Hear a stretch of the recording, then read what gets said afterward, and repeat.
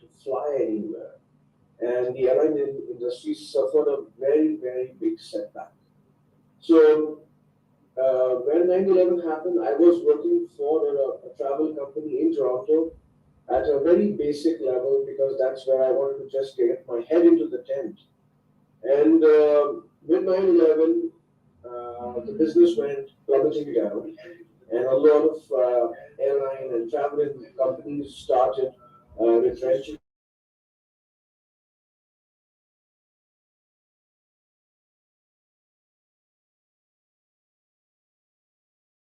for another option of because I had to pay my bills. I had a family. I had a little kid. I had my wife. I was renting an apartment. I had to pay bills, my groceries. Anyway, long story short, I was one of my sales calls. I was working for a travel company, and I passed by the Toronto Police headquarters at 40 College Street, and there was a big sign up there that says now hiring. So something in my heart just told me, listen, you have nothing to lose. Why don't you just walk up to the first floor and see what they're going to tell you?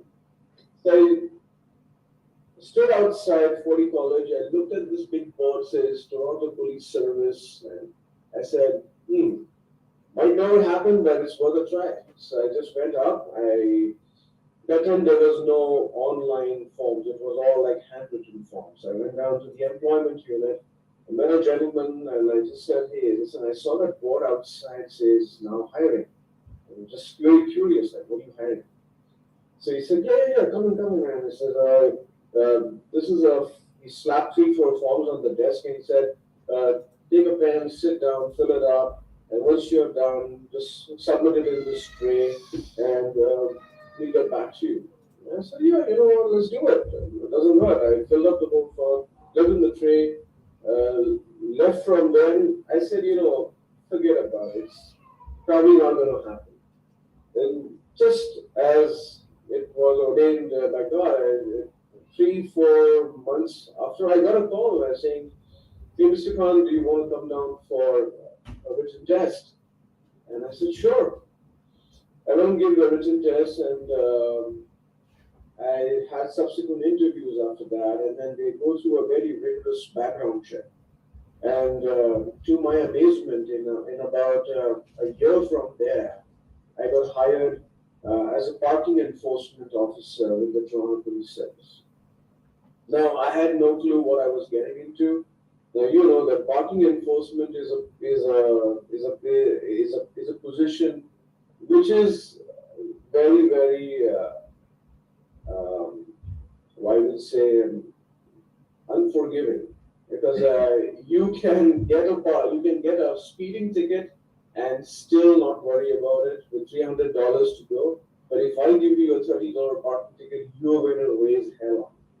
So anyway, I went through those little moments of my life as a parking enforcement officer, and there I started giving internal examinations and internal interview processes, and I moved my department to another department, which I cannot tell you right now, but that's how I have progressed.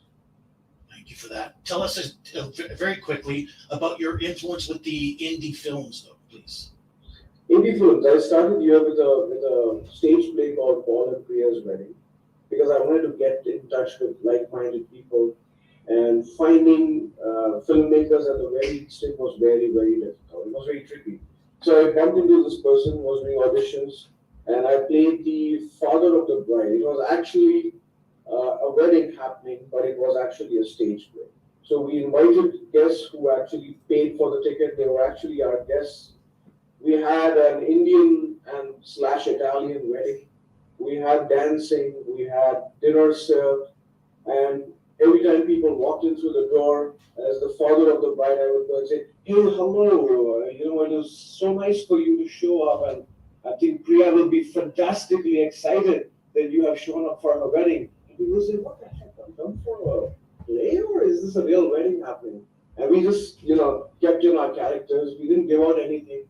Till the whole play episode happened, and then we had a standing ovation. Oh God! Like we all everybody was taken by surprise. And what the heck? Like, this is a play happening, or this is an actual wedding? So it was fun, and that's how I started my journey.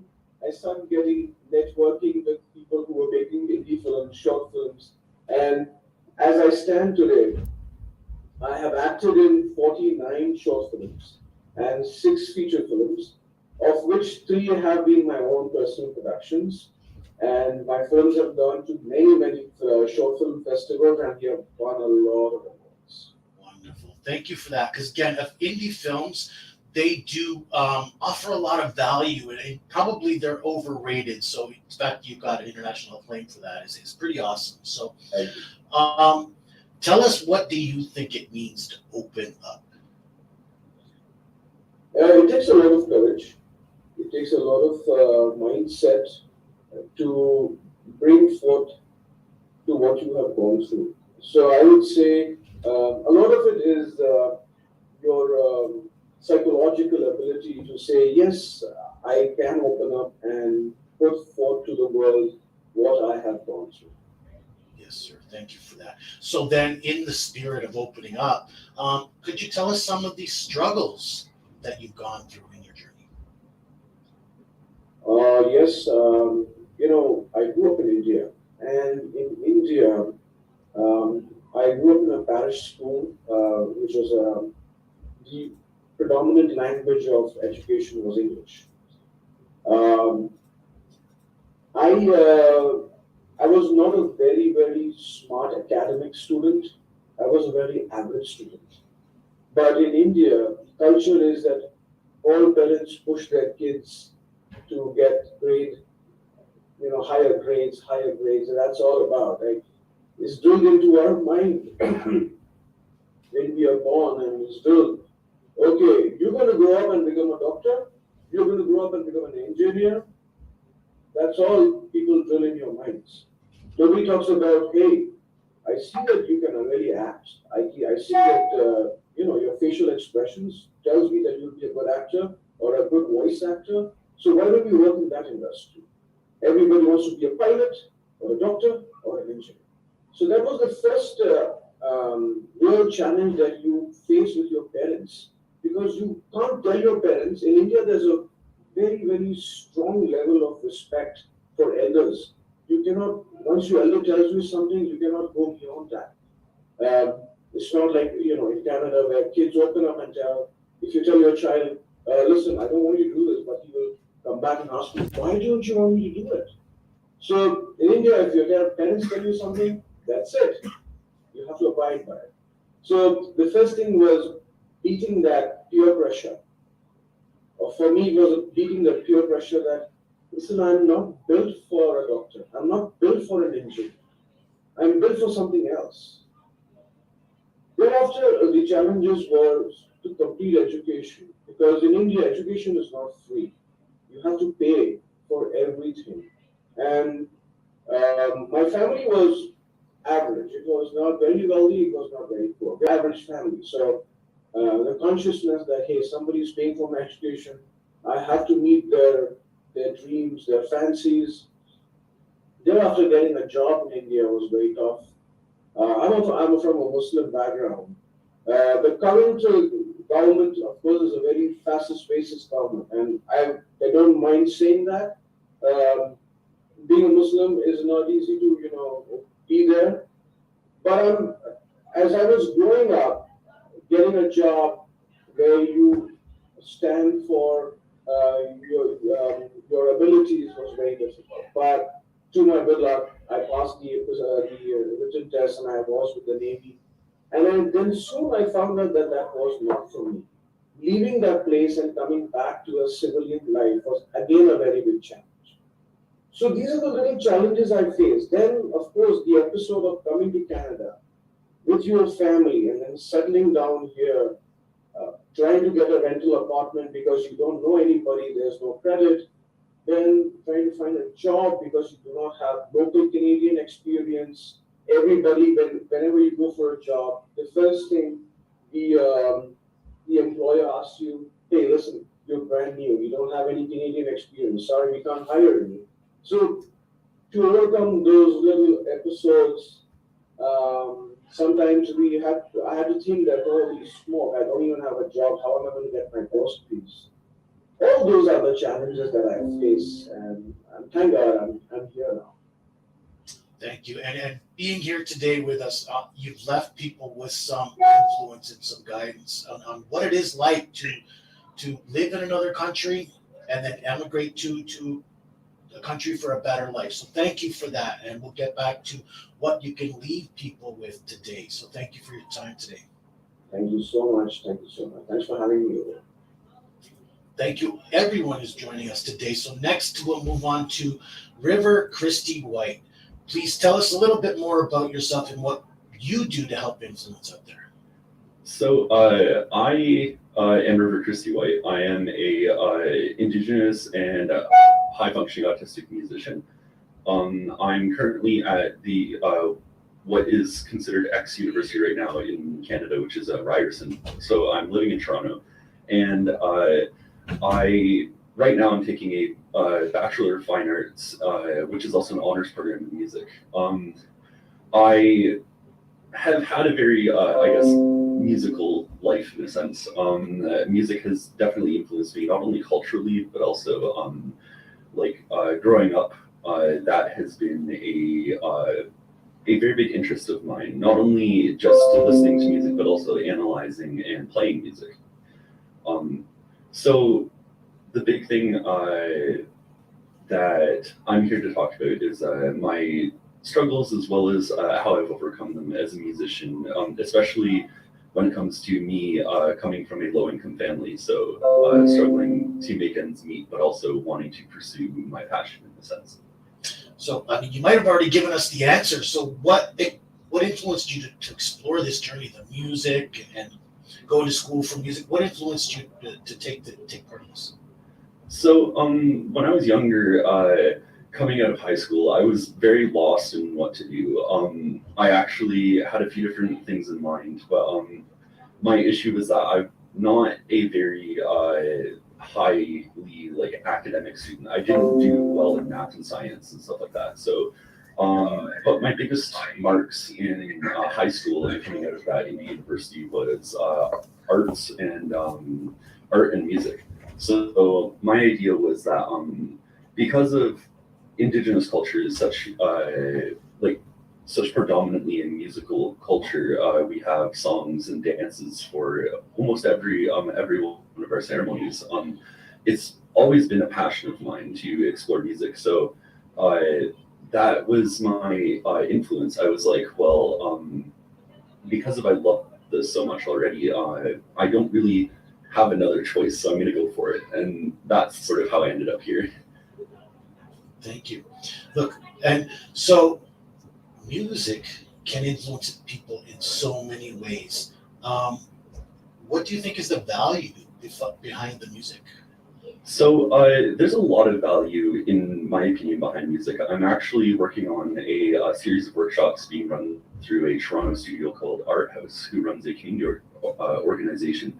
And what we're talking about is the healing through songwriting. So the idea of using emotion and connecting music to that emotion to allow you to work through difficult things that are happening in your life through the usage of music. It's a songwriting technique that I was taught through the Berklee College of Music. I did some online courses through them, and this is something that I'm very passionate about as a musician myself. I've definitely had those times of struggle, and this is a technique that has helped me move through a lot of difficult things in my life. So I definitely want to share that stuff.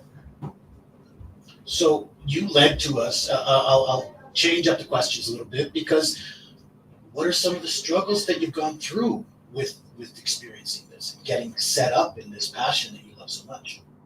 So one of the biggest difficulties is to music right off the start is the barrier of entry into the industry. So I don't know if a lot of people know about the cultural industries in Canada and the United States. They're very there's a very big barrier you have to get through first, and that goes for sort of every aspect of it. So as a musician, you have to first of all, be able to afford the equipment to produce on. You have to be able to afford the software and everything. And just as an example, my software library now has over 1,000 different programs that I use within my music production.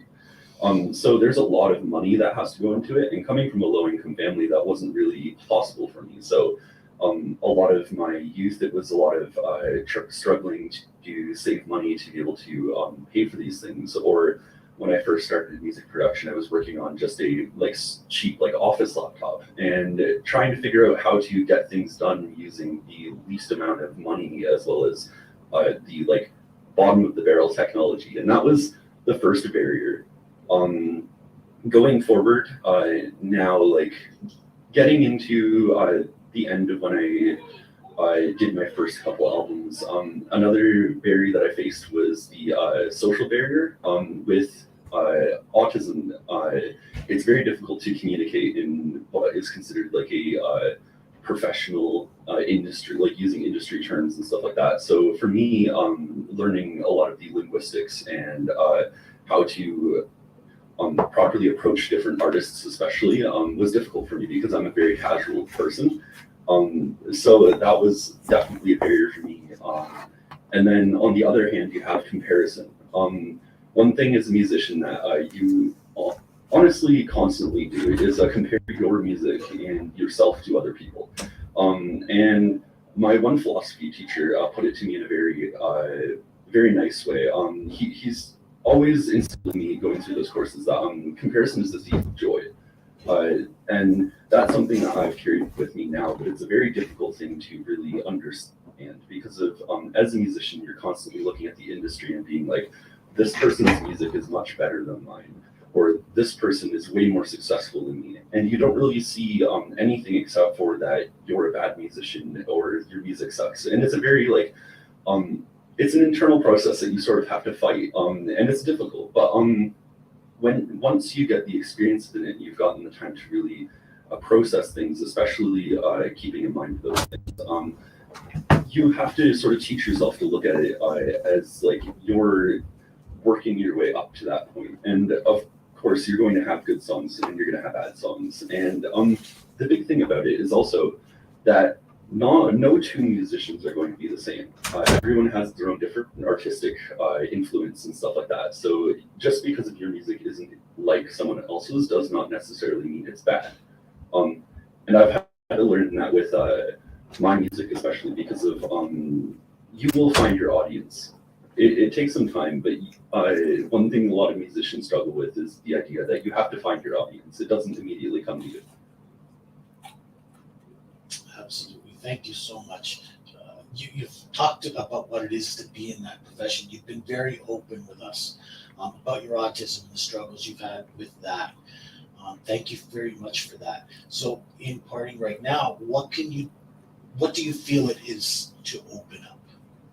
I feel opening up is something that has definitely taken a lot of time and reflection for me. Opening up, I feel, is being willing to state that you're not, you may not be doing the greatest, or you may be struggling with things, and being able to admit it. One thing that is difficult is in the society we live in. One thing that is difficult, especially in the creative industries, is as a person showing your emotion. A lot of people who work in the creative industries, you get this sort of masking where it's you don't want to show your fans your emotions and stuff like that because of it leads to people using those against you, things like that. So as a musician and stuff like that, it's sometimes hard to look at the positives or reach out for help because you're always worried about the repercussions of it. So it's definitely steps taking being able to admit that something's wrong, reaching out to people when you need it, things like that. That is what I consider opening up, and it's definitely a hard thing to do sometimes. Absolutely. For anybody, and especially for men, I think being a man, even that term is something that we're not willing to embrace, I think, in many occasions. So thank you for being willing to open up here with us today. Next, we're going to move on to Kevin Reed. Kevin, thank you for joining us today. Tell us a little bit more about who you are and what influence you have out there on others. Well, thanks for having me. I'm Kevin Reed. I live just outside of Ottawa, Ontario. I'm a development coach. It's something that I started probably about 4 months ago. It's been about 22 years in the making now. I've been a former teacher. I've been a former project coordinator. I did some professional wrestling. I did a whole bunch of different things in my life. But everything has culminated to this moment in time for me to give back and make a difference, not only in my life, my family's life, but other people's lives. What I do, I help professionals and individuals hone their emotional intelligence to help them enhance their careers and their lives. But how I got here was way back when my childhood was actually quite magical, where I actually wanted to be a cameraman, a cinematographer. I loved making home movies, and it was around the time of E.T., Raiders of the Lost Ark, Star Wars, all those things. So I thought I'm going to go and become, a film producer or a director, or anything behind the scenes, and make some wonderful works. But that all kind of came crashing to a halt when I became a teenager. I was raised in an affluent household. My brothers and I, we were allotted anything that we wanted. We had a beautiful property, a pool, a sauna. We took trips to Disney World, SeaWorld, all those great things. But when I became a young man, a young teenager, the veil was lifted. My mom was unhappy. My dad was living a lie. He was a criminal lawyer. He had a drinking problem. He had some other issues behind the scenes that we weren't aware of. A lot of our, what we had was borrowed by not traditional financing. And anyhow, he ended up passing away when I was 18 years of age of lung cancer. And as a young man, he had such a great influence on my life. It sent me for a tailspin. So I ended up going to film school for a couple of years. And I realized I didn't need a film degree. I needed film experience. So I moved out to Vancouver to get into the industry, only to work in the industry for about 3 months. I got to do an X-Files episode, some commercials and some other stuff, prepping cameras and that for the different shoots. But I realized it wasn't what I wanted to do. So here I spent my entire childhood and teen years thinking I was going to do this big film career, only to hit a brick wall and realize that's not what I wanted to do, actually. So I floated through life from job to job, city to city. I ended up living in 5 different provinces, 1 territory, lots of different relationships, drugs, alcohol, sex. I was a bit of a train wreck. I really did not love myself in the 20s. When I was 20 years old, it took me many years to come out of that. And then I actually decided to go back to university, finish my undergrad, and then move on to become a teacher. And so I got another degree in education. I taught for 11 years. But as River was saying, education, the reason as I left teaching was because our public education system is still geared toward the academic mind. And I became very, I guess, disgruntled, resentful. I always, when I got into teaching, I told my mom I was going to revolutionize teaching and teach different than everybody else. And I got a lot of heat for that. My classes were loud.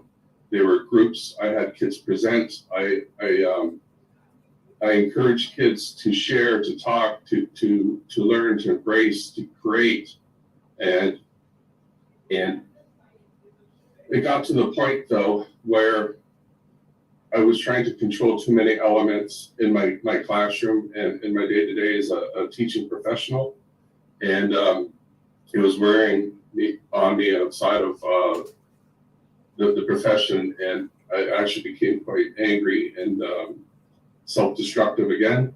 I almost lost my marriage and my son over it because of who I became. So I decided to step away from teaching.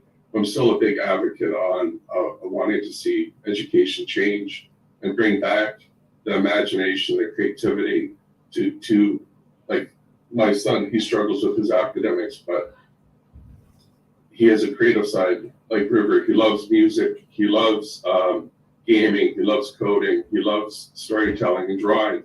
And all those things should be celebrated and embraced. And I think if we promote that within our education system, we're going to reach a lot more kids, as well as the whole inclusion model needs to be looked at and supported as well. Thank you so much for that story. Right, that's a lot, but it was. But you know what? I could feel your emotion as you're telling your journey and what you went through. You probably answered this question, but what influenced you to give back and help others in telling your story? Well, I'm an emotional spirit, as you can probably see. I think I got my altruism. Part of my personality is very altruistic, and I got that, I believe, from my mom.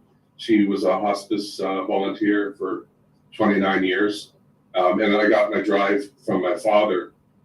And I've just reached a point in my life that anything that I do, I want it to be meaningful. And so I set up a plan on how I could open up my own coaching practice and be able to reach a lot more people and share my message, share my story. And through the training that I've had, the experience, and I get to read and write every day. I get to network with people. I get to share great ideas. And that's why I'm so honored that I found Voice of Men and be able to talk with like-minded gentlemen from many different fields. And obviously there are some women part of our organization as well, which is wonderful. But it's just having the mindset to be able to be accountable for what I do and helping others be accountable for what they do. And for a long time, I played the blame game with, blame my parents, blamed government, blamed managers, owners, employers, blamed past girlfriends and fiancés for my plight. But really, when it all comes down to it, I need to be accountable for what I do and how I move forward in my life. And it comes through loving yourself and creating some healthy habits in your life that once those healthy habits are in place, it takes the thinking off the table.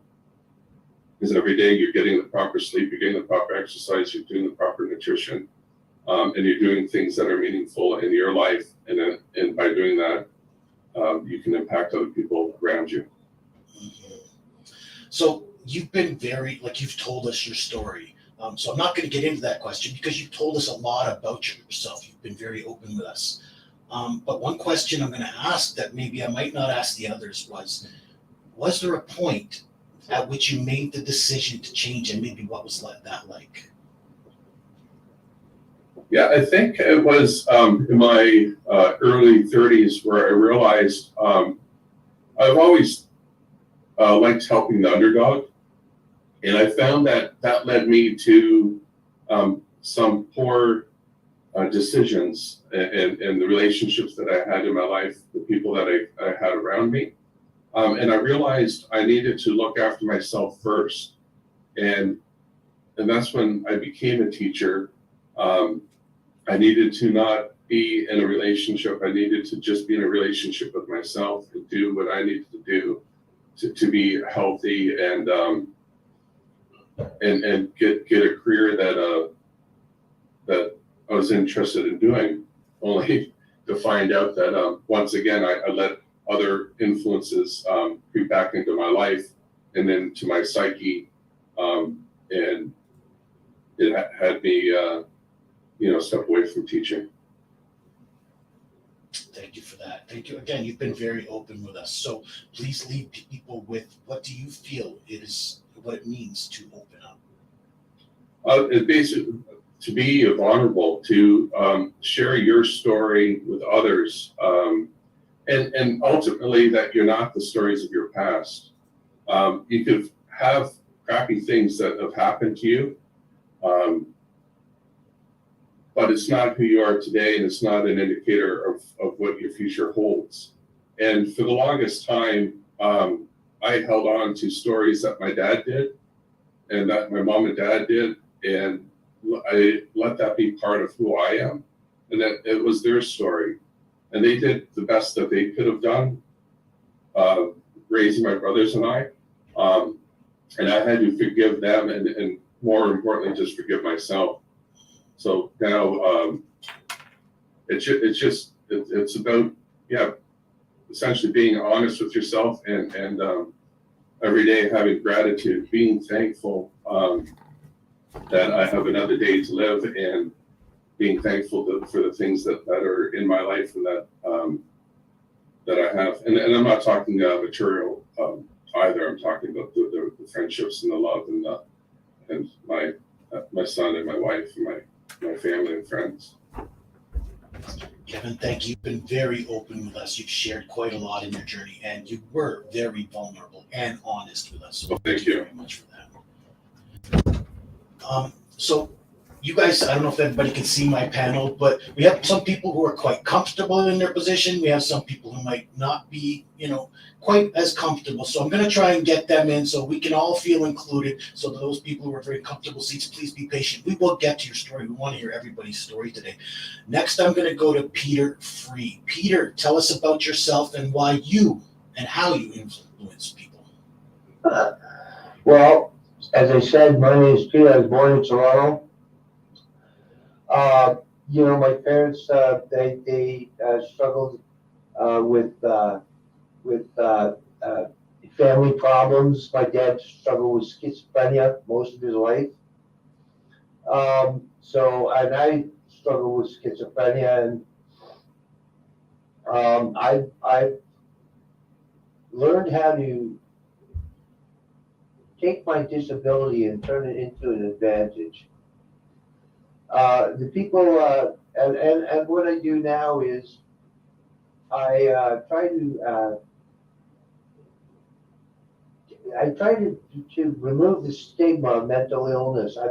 I have trouble communicating with people. I struggle with dyslexia, which started when I was, since I was born. When I went to kindergarten, I found out that I couldn't write. I could read. I learned how to read. I can understand what I'm reading. I can remember things, but I just can't write. I can't recognize numbers and letters when I write. It's just like my brain doesn't put things in my head. So anyway, I struggled with that all my life, and then I got when I was in high school, when I was in kindergarten or grade 1. I was in class, and I had to go to the washroom, and so I put up my hand, and I remember my teacher's name. Her name was Miss Wojciechowski, and she wouldn't let me go. And I was in the back of the class, and she had always treated me differently than the other kids because I couldn't write, and she didn't think. She just thought I was stubborn and didn't want to learn. didn't want to do anything. I couldn't do my homework because I couldn't write. So she would kind of pick on me in class, and so I got that all throughout my life. Anyway, I'm sitting in class, and she won't let me go to the washroom, so I went myself, and I was so embarrassed. I went home, and the next day for school, I didn't mention any of this to my mother. I mentioned that I didn't want to go to school because there was construction on the way to school, so I couldn't get around the construction. So I wasn't going to school. Well, she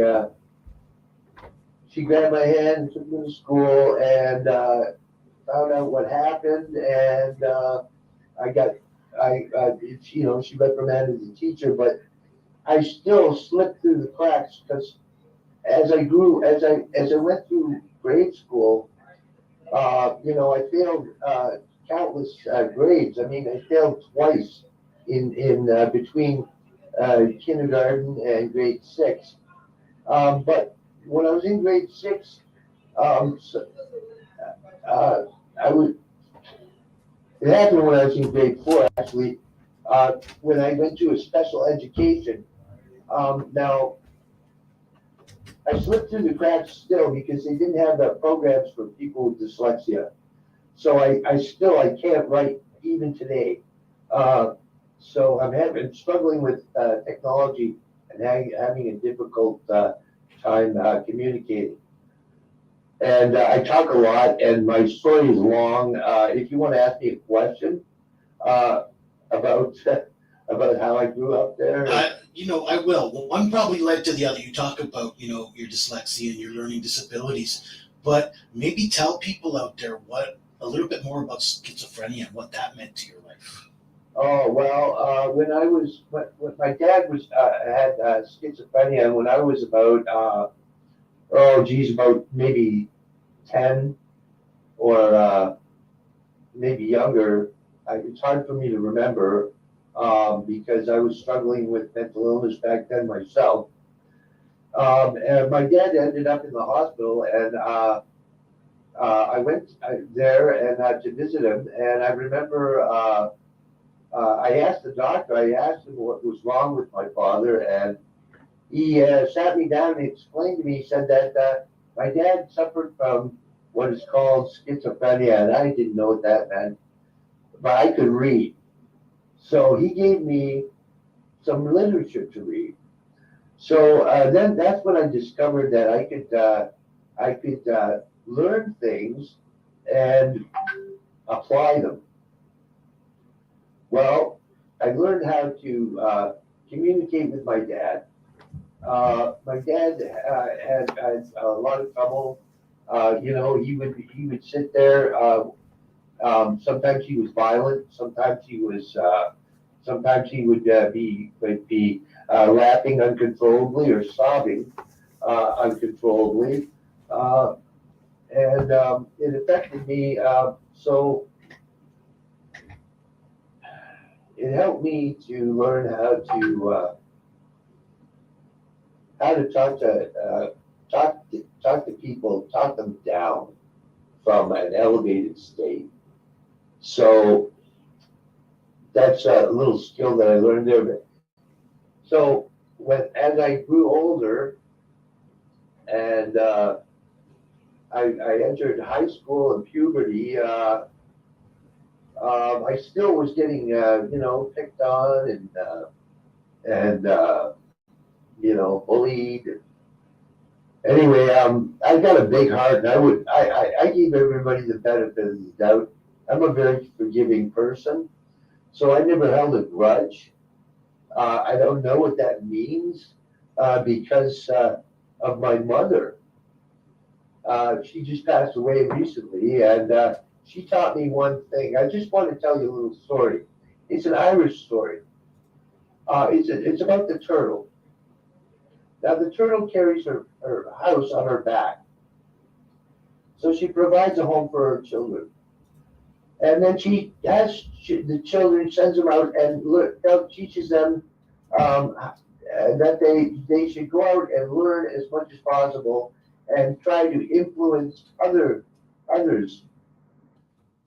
They also carry their home on their back. And the mother tells them to take chances in life, not to hide in under your shell. She said, nothing will happen until you stick your neck out. So that's the story I want to tell you, a little Irish proverb.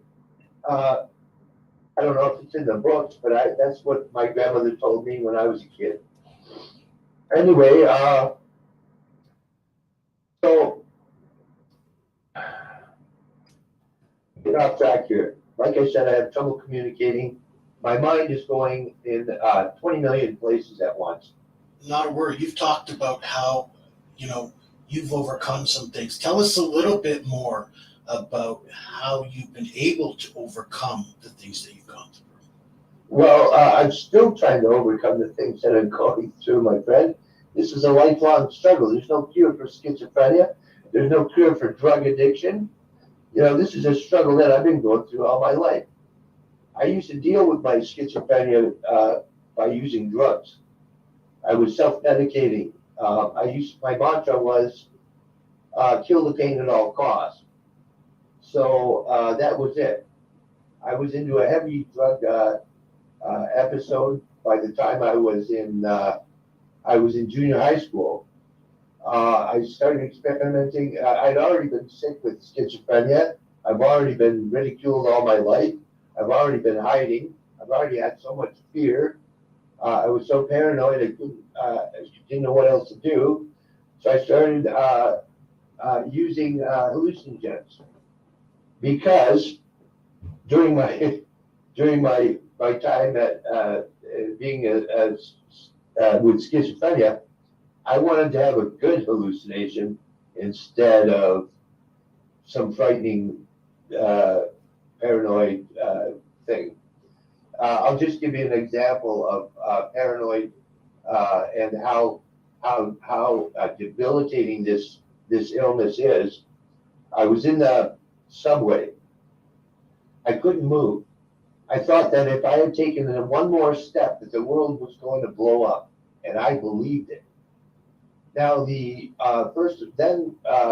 some security officers came over and asked me if I was all right, and they said, "Can I help you?" And I said, "Well, no. Please stand away from me. I don't want you to come near me." Well, they tried to talk me out of whatever it was that I was doing. I was just standing there. They called the cops. The cops take me out. I start protesting because I didn't want to move. I really thought the world was going to blow up. So the cops took me out, and I started to get kind of angry with them, and they beat the crap out of me and took me to Cherry Beach. If you know where that is, it's a place in Toronto where people that were causing mischief or some minor criminals or something that cops to the light, they would go and take them there. Now, I have nothing against cops or anything like that, but these kind of guys were trouble, and I struggle with that memory, which it got me further and further into what I wanted to escape, and drugs were the only way that I could figure out. But finally, in 2007, my brother rescued me, let me live at his house, let me get cleaned up. I started going to, in 2007 when I got clean, I've been struggling with this since my children were born over 25 years ago when I started to get in recovery. In 2007, I finally got clean, and I've been trying to give back ever since. Thank you for that. You told us quite a story. Very brave of you, for sure. And I applaud that you're still going through it. And thank you for all the men out there and others who support us on our journey, because we couldn't do without them, right? And you're one of them, so thank you for giving back. And thank you for being open. But what do you feel it means to open up? Well, I think that, there's a lot of men out there and boys that have a difficulty communicating because they're, fear is like a disease and it spreads. And if you don't get a hold of it soon, it's gonna spread around the whole world, and it has already. And I don't want it to happen in my family. I don't think that people want it to happen in their family. So never fear. There's help out there if you just learn how to talk to people and learn how to communicate and learn how to accept people the way as they are, and just help the person underneath. Like everyone, people don't need a handout; they need a hand up. So I'm there to give a hand up, and yeah. Thank you. Again, that's what we ask, right? That's what we've asked of everybody who's joined us today. And we're pleased and proud that you not only joined us to share that mission and that statement with everybody out there, but that you continue to do this to help others out there. Because look, without one helping another, we all find that struggle and continue to experience that struggle which you've been through. So thank you very much for your time today. You're welcome. In the interest of making everybody feel involved and speaking with those people who may be experiencing uncomfortable, I'm noticing somebody who's, mind you, making me jealous, because I'm here in Canada and I look out and I see snow on the ground, and this person's sitting there in shorts and a t-shirt, but he's also sitting on a stone bench. So I'd love to hear from Jacob Hansen. Tell us more about what you do, Peter, or Jacob, and how you influence. Hi, I'm Jacob Hansen, 19 years old, probably the youngest out of this group of men here. I'm an infantryman in the U.S. military. I'm currently deployed at the moment, so that's why I'm sitting here in shorts and t-shirt. It was 109 degrees out today, so it's not as fun as that snowy vacation you got down there. COVID hit my junior year of high school. I was 17 years old. I'm a very social kid. I loved hanging out with people, so of course I went out and partied, and and my mom gave me a choice. That she said, "Hey, look, you can go out and party. You can do online school, and you and I are not going to have a really good relationship at all, or you can drop out, get your GED, and enlist," which is something I've always wanted to do. And so I hated school. I hated it because even though I'm not as creative as some of the other guys, I am very academic. I also have ADHD, so it's really hard for me to sit in a classroom and focus on something. I hated doing homework because I could do it all in my head. I felt no need to write it all out. And so I dropped out, enlisted, which is where my struggles began, because as a 17-year-old going through the military system, that's a big hit and a big culture shock. And so, you start to, you get enlisted, and of course, you go through basic training and all that, which is very mentally challenging part of my life. But then you get to your unit, and you discover no one really cares if you drink. So that's where alcohol started playing a part. And like nicotine, smoking, that started playing a part. And my family's from Washington State in the United States, and I was over in Louisiana. So I was away from all of my family at 17, 18 years old.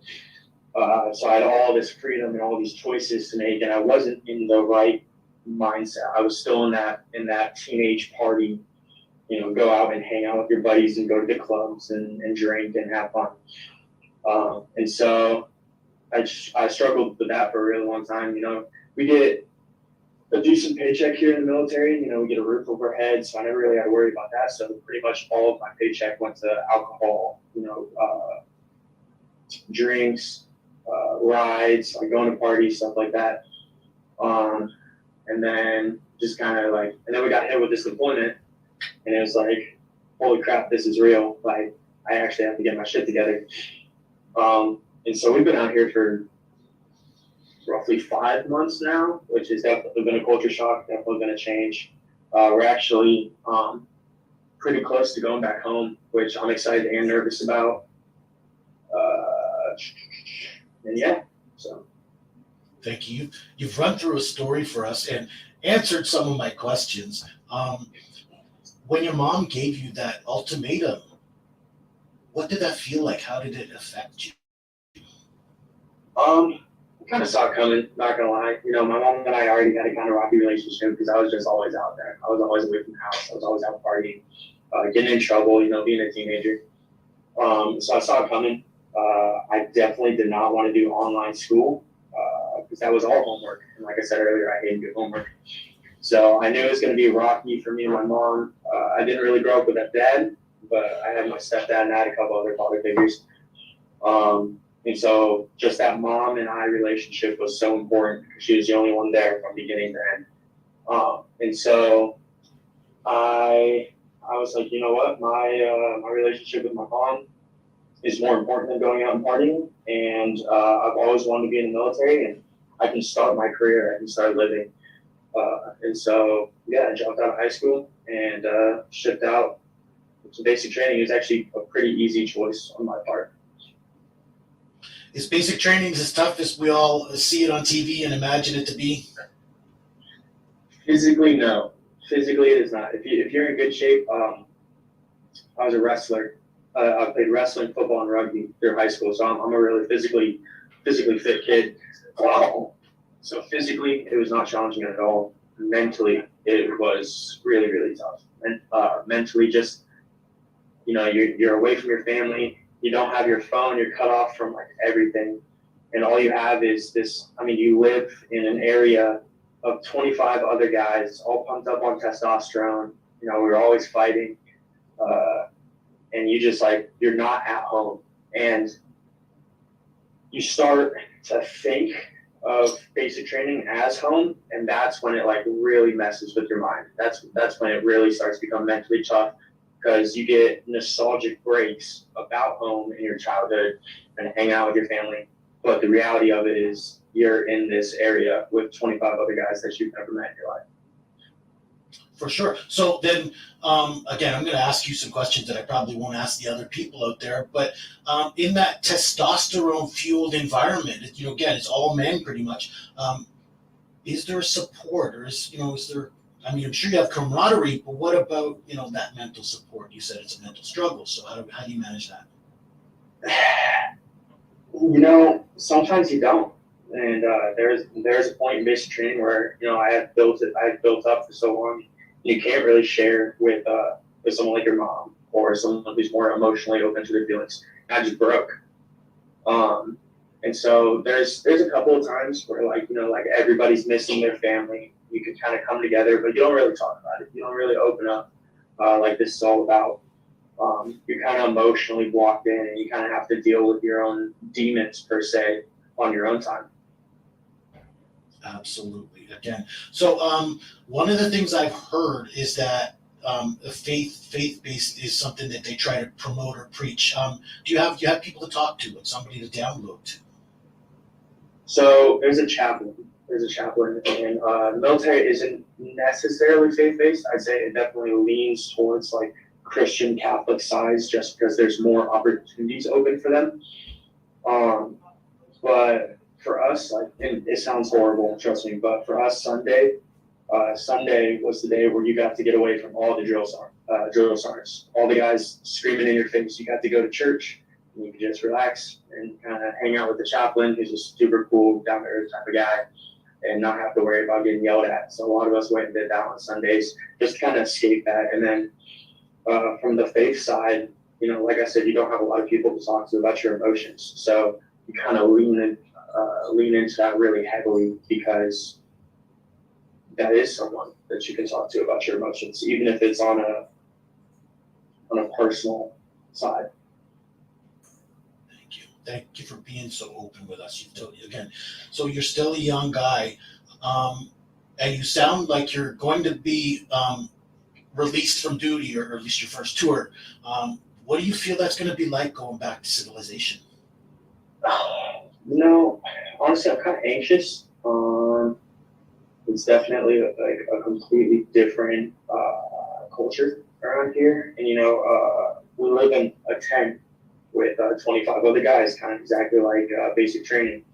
But you become almost dependent on them. You go everywhere with at least one other person, so you always have someone that you can lean on. Like you have your brothers like right next to you, and of course there's no civilization, so you're kind of like stranded out here. And then going back home, you kind of just get like pushed into everything all at once.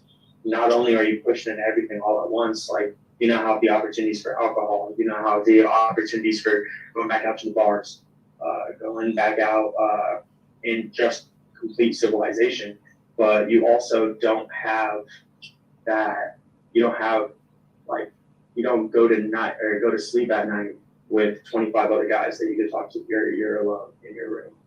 So it's a completely different scenario, and we actually have a whole like training that we have to go through before we get sent back home to prepare. Thank you for that, because my next question is, do you think you'll be able to maintain? Again, you came from a place of partying and rambunctious lifestyle. Military may have changed you to a certain degree, but will you be prepared to go back and maybe maintain this decorum that you've created for yourself?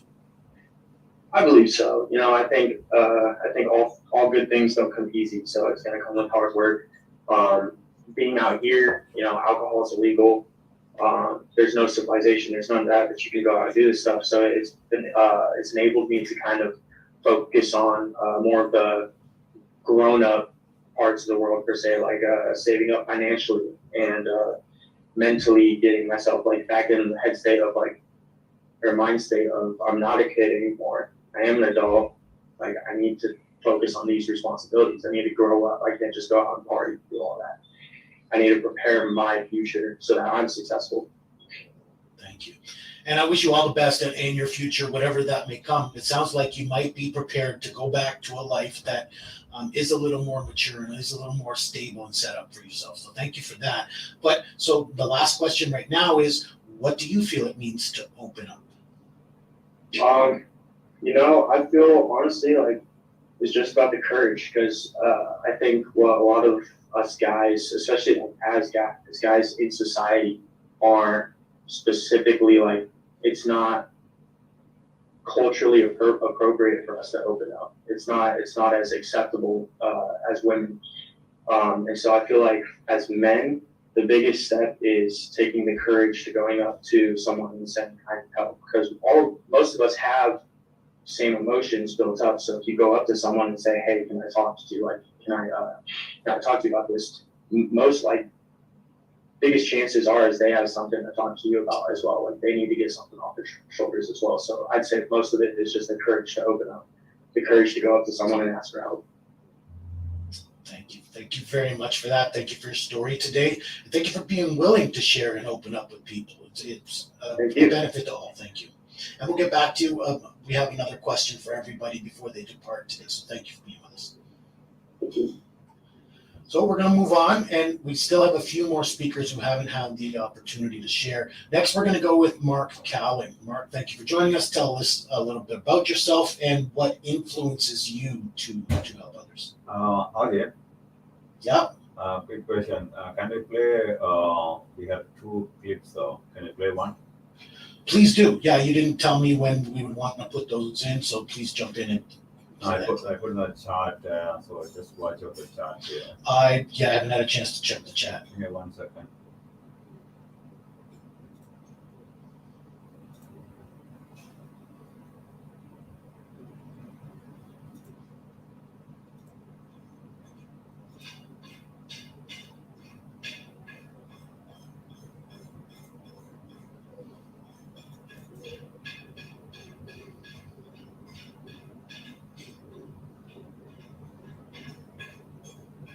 All right, Stephen. So what does opening?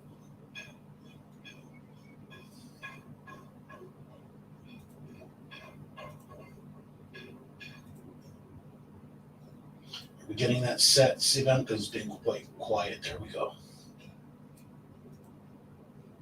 Just let me know if you can hear me. Just let me know if you can hear it or not, okay? All right, Stephen.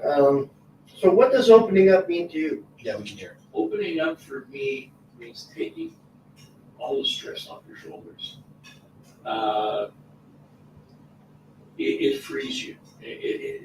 Me opening up has freed me over the years, and it feels really good. And so, I mean, you stated pretty well why it's important, but why is that important to feel free? When you're free, you live. When you're carrying something inside of you and you're not able to express it, you can't tell people about your I'm gonna say dirty little secrets. It just weighs you down over and over. All right. And what has been your new perspective since you've done the show? I've learned that I can talk free and I can express myself to people a lot better than I ever could before. And it's been a learning process ever since. I've been growing ever since the show, growing in all kinds of good ways. Perfect. Anything else you'd like to add? I'd like to thank CMAP and this group for having me on and making it possible to help it out there. Thank you, Steve.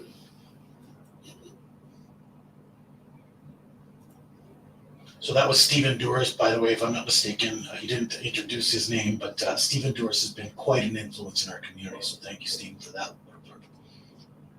And if you can save the last one till after we speak to all our speakers and before we get into our last questions, Stephen. So thank you for bringing that forward. Again, we'll get into Mark Cowling. Please tell us a little bit about yourself and how you influence people. You're on mute. You're muted, Mark. We okay now? Yep. Okay. Good morning, guys. Thanks for having me. It's funny listening to everybody. I don't think there was one person that I couldn't relate to the struggles and problems they were having. Even, I'm sorry, I forgot your name, the young gentleman who was deployed. I've met a few people who've been deployed and they've actually come back changed people. I don't know for the better or not, but hopefully you sound pretty together and mature, so I really hope the best for you. I've been an actor pretty much my whole life. Even before I became an actor, Mom always said I was a good liar. So I just, it all started in high school, but I think I grew up like a lot of people. Like I grew up in Toronto in a really good neighborhood. There was a lot of drugs in school, and I was more interested in marijuana and girls than academics, which was stupid because when I look back, I think of what I've wasted. But I think I grew up about 29. I went to university as a mature student and I studied acting. And to be quite honest, I studied it because I thought it would be the only thing I could pass. I also had a high school teacher who had pushed me. She had thought that I had an affinity for this and that perhaps I should look into it. So I did, and I guess I've been acting now for about 45 years, and I'm actually on my way out to retirement. Perhaps this year, I'm just thinking about it because I'll be 65 this year. But there's a lot of struggles, like relating to everybody, music, there's always somebody better. With acting, it's so competitive, and they say an actor puts up with more rejection in a week than most people do in the year, and it can be true at times,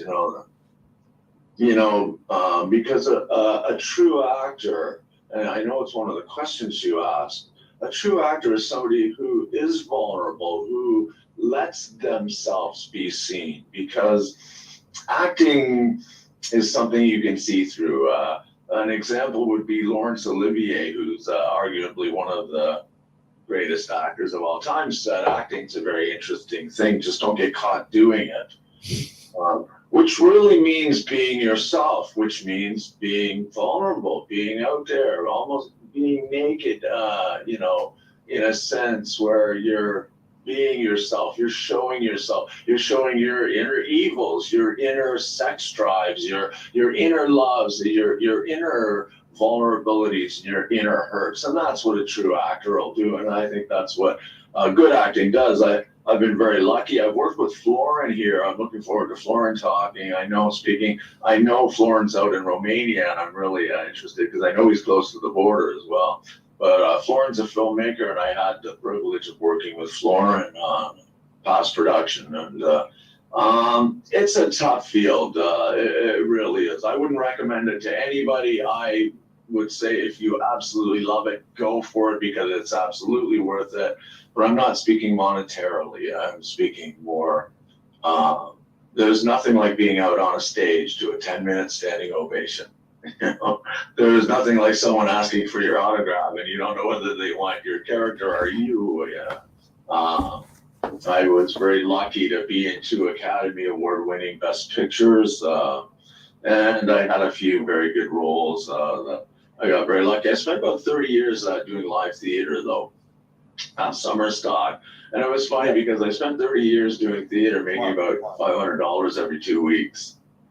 And I moved back to Toronto, doing summer stock all around Ontario and traveling. And within about 2 months, I had an agent. I got a part in a series, and I went from $500 every 2 weeks to $25,000 every day, which could be the difference in film. Which I thought, wow, I just wasted 30 years in the theater. But it depends what you're looking for. I mean, there's a priceless gratification that I know that everybody in here knows what I'm talking about, and it's doing something and accomplishing something and having that camaraderie and friendship. I mean, Florin's sitting there, and I'm so happy to see him, and I haven't seen him in years. And we work together, and he will always be in my heart. He will always be there. And I have 100 people like that I still, I'm still friends with. I know the gentleman who was deployed spoke a lot about the camaraderie, really stick to that. And, but I think it's something, if you're interested in being an actor, love it because it's tough and they can beat you down, believe me. You just can't let them. Just, I think about, listening to everybody. I can relate to every one of your problems. Everybody who struggled, I went through the same thing. And so, I like to say to the young people, expect it, but you've got to keep your chin up. You've got to hold your head high. And you'll learn that honesty is the best policy, especially with acting, by the way. Be honest. A true actor will be honest out there and not be acting, being himself in that situation. And that's basically what acting is. But hold on to those friends. Well, I had a very great acting guru tell me once, be likable. Nobody, if you want to get hired when you go to auditions, be likable. Nobody wants to work with, if you'll pardon the expression, an asshole, which is kind of true. So, you stand up for each other and build those friendships that will last forever. Like I said, I'm a little older now, and I'm grateful for a lot of things. And a lot of it was that struggle of having no money, but working in the theater and being a waiter on the side. It was like I was really a waiter, a part-time actor. So, but it was worth it. It was worth every minute, every struggle. I've lived out of my car for a couple of weeks. It's been tough. And then again, I've done productions where I made $5,000 a day, which, I was kind of like, whoa, this is kind of interesting. So all I can say about acting is, be prepared because it's tough. It's one of the tougher things. I mean, I understand that public speaking is the number one fear in humans. Death comes second. What? So it's tough. It's hard, but it's such a character builder, and it's so good for you. And like I said, it's the camaraderie. I'm looking at Florin. I haven't seen him in a long time. When did we do that work? Florin, 10 years ago, 15 years ago? I don't know, but what a wonderful man. It's good to see him. Poor Florin's out on the border in Romania, just so you guys know. But all I can do, the only advice I can give is just be prepared for that struggle. And I'll tell you something, that struggle, that's what builds that character, and it really does. Trust me, it'll get you through it. Just it'll build you. It'll build you. I mean, you need it. If things are easy, what's the saying? To be a true prince, you must be a pauper first. And I think I believe that you have to know what it's like to be on the bottom. So. Thank you. You've answered almost all of my questions and taken me out of the interview. But so I'd love to say, look, you know what? I totally know what you mean because the best performances, we've heard the term, you have to put yourself into the part, right? And so the best performances you do see where they're not acting so much, they're the character, right? And so the best actors, they become the character or put themselves in the character. That's basically what they teach these days as well. That's what they teach. I mean, I was taught the method. I understand there's a new method called the Meisner method. I'm not sure what it's about really, but the method was, to me, use everything you can within yourself to find that character, to find those feelings and project them in an honest way. And honest is a key word there. Because people can say if you're acting, but if you're real and still and there, they can feel that too. And that's the beauty of it, to bring someone to tears or to, I did some comedy, murder mystery dinner theater. I had a 90-year-old lady come up to me, hug me, tell me she hasn't laughed like that in 10 years. Now that's pay, guys. That's pay. And so I think my real bottom line point is, there's things in life that are so much more important than money. Well, don't get me wrong. We all need money. We want to live. We want to live healthy and strong and build a good family, good education. But there's things more important than that. And part of it is that struggle that every one of you is going to go through, has gone through, and probably will continue going through right to the end. But it's a builder. It really isn't just, you have to trust that it's a builder. It's making you better every day, that struggle. And, when you look back, sometimes being an old guy like I am, I look back and think, the best times were those times I was struggling, those times I was with friends, I was living out of my car, some of those times were some of the best times. So you never know, when you look back into your childhood, you think, well, I was ever happy then, and I didn't know it. So think about that now. Because 10 years from now, you might think, oh, I was really happy then, and I didn't know it. Know it. Be happy. Be yourself. Be true. Be honest. And be a friend. So I don't even get to ask you the last question I was trying to ask, which is, what does it mean to open up? Because I think you just answered that too. Well, I think it's to, and I think this is important. I'm glad you asked it again, because I think it's to let yourself be vulnerable. Let yourself be vulnerable. Nobody's perfect. There's always somebody better. Somebody was speaking about the music industry. Oh my God, try working with actors, because I've directed. There's egos involved and everything. But I think, trust the pain and let yourself be vulnerable. And honesty is the best policy. I hope I've answered the question. No, absolutely. There's so many different answers for that question. And the idea is we're getting, what does it mean to each individual? And you notice there's a lot of similarities in what that question means for people. So thank you for your time today. Thank you for being very vulnerable and talking about your journey. So thank you. You're welcome. Thanks, guys. Thank you. So you talked about a person. We're going to get to them next because we want to continue on with that story and hear how you've connected with Florin Marksteiner. Thank you. Marksteiner, my apologies.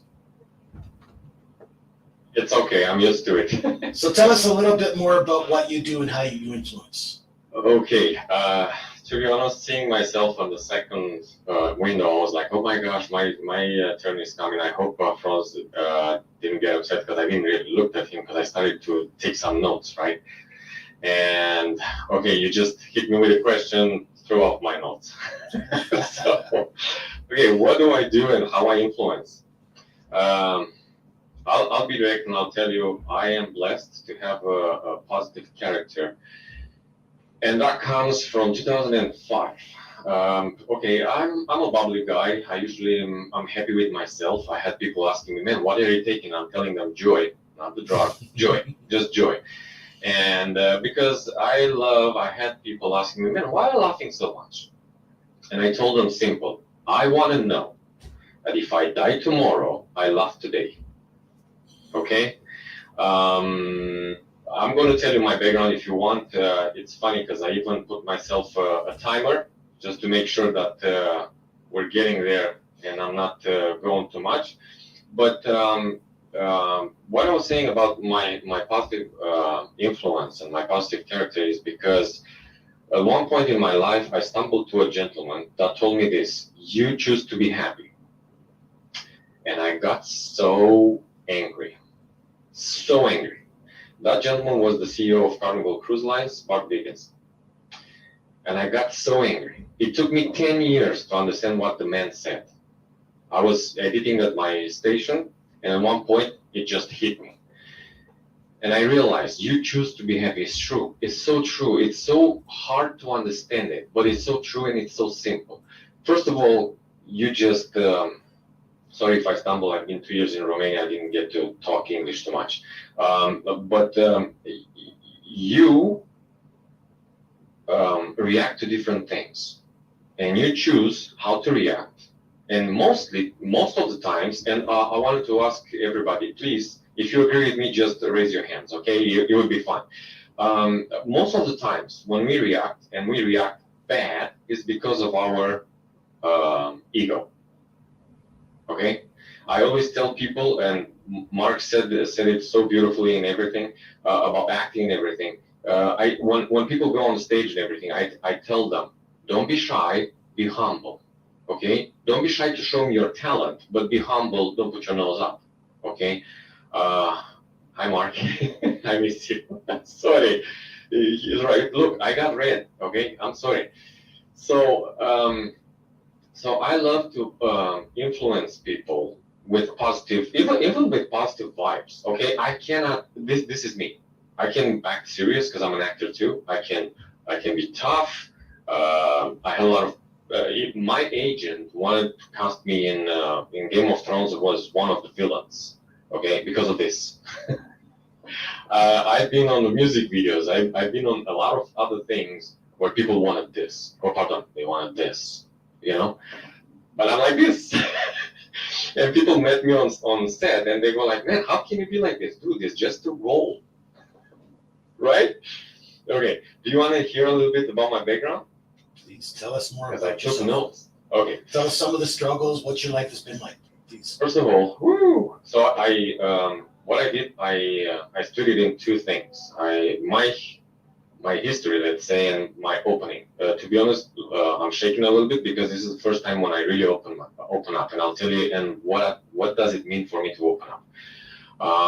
For who knows me, they know me in a certain way, but you're gonna understand that the iceberg is really deep under the water.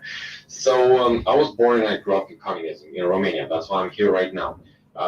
In communism, it was okay until one point when Ceausescu decided to pay the external debt to the monetary fund, and then is when everything was rationalized. You couldn't really, you wouldn't find food in the stores. You wouldn't be able, if you as a kid wanted an ice cream, it was just one kind. You wanted pop, it was just one kind. Anything was just one kind. Okay. That's why I tell a lot of people, you don't even know what socialism, communism, and you want that. You didn't even live it, but it's okay. Hopefully, I love when people learn from other people's mistakes instead of banging their heads to the walls, but that's another story. I thought it was a hard transition. At 14 years old, something like this, it happened, the revolution in '89, and it was a hard transition to capitalism. It was really hard. I just got off the high school. I didn't know what to do. My dream was to become an architect. I'm pretty good at drawing and seeing 3D shapes and everything. I love structure and everything, so I was going for that. But it was really hard to find a job to sustain that dream. And at one point, I don't know if in Canada you still caught that, but every kid, like for example, Jacob, hi Jacob, I know you're 19, I'm sorry that I call you a kid, but you'll understand that in about 10, 15 years, what I'm saying. And talking about what happened to you and your camaraderie. Did I say it right? Camaraderie. Okay. Hold on to that and enjoy every little second, even the fights, because trust me, you're gonna miss it. So I end up to go in the army. It was mandatory, and I did the army 1 year, and I was a paratrooper. I know people when they look at me, they go like, "You?" Yeah, me. I was shooting AK-47s at 100 meters, three bullets like this in the. They couldn't, because there are little dots to cover the target. They couldn't put 3 dots. They had to put only 2 to be able to cover my holes. So yeah, I was good with that too. when my father used to tell me, "Oh, I've done judo, I've done this, I've done that," I was looking at him like, "Yeah, right, sure, you." And after that, when I realized how much I'd done in my life, I realized, my gosh, I was such a jerk. I didn't listen to him at all. Poor guy was trying to open up, right? And I was dismissing him because I'm sorry, but you didn't meet your father when he was 20, or your mom, right? Or your grandpa or your grandma when he was 20, You met them at the age when you met them. So then after the army, I tried to go for the university to become an architect. And because of nepotism, because of bureaucracy and corruption, I wasn't able to do that. So I decided, okay, fine. You know what? I'll just go in the jobs. And because I liked that, I went step by step into computer graphics, and I worked with TV stations, right? And step by step, I got to be better and better, and I became an art director, and I started to produce on my own music videos and other stuff, because I felt the passion, right? And in the same time, I started to feel the passion as an actor. I used to work with a very renowned director here in Romania, Zeitz. That poor guy, he always saw me, and he always told me, "Mark," this is how they used to call me, because Marksteiner, and it was really hard for Romanians to say my name. Man, when are you gonna go for acting? And I always told him that I don't have time. But talking about that, because now I'm opening up. At one point, he brought really famous actors into his, and that's what really got me, into his office. I wrote a poem at the time, and he had a magazine, and he published it, and he brought a bunch of really famous actors. And I didn't know, and he called me, "Mark, come to my office." I'm going with him. They were sitting on the chairs around me because I was at the entrance. I was shaking because you know how it is, right? Right now, if in front of you it's Tom Cruise or somebody else that you really admire, you're gonna shake no matter what. You're human, right? And he tells me, beside that, he tells me, "Okay, can you recite that poem that you wrote?" What? So exactly in that moment, I did it. I did it with courage, and I love to say that courage can't do anything without dare. And I just did it, and I saw their eyes just getting bigger and bigger. They loved it, and that sparked my my passion for acting. That showed me I'm good.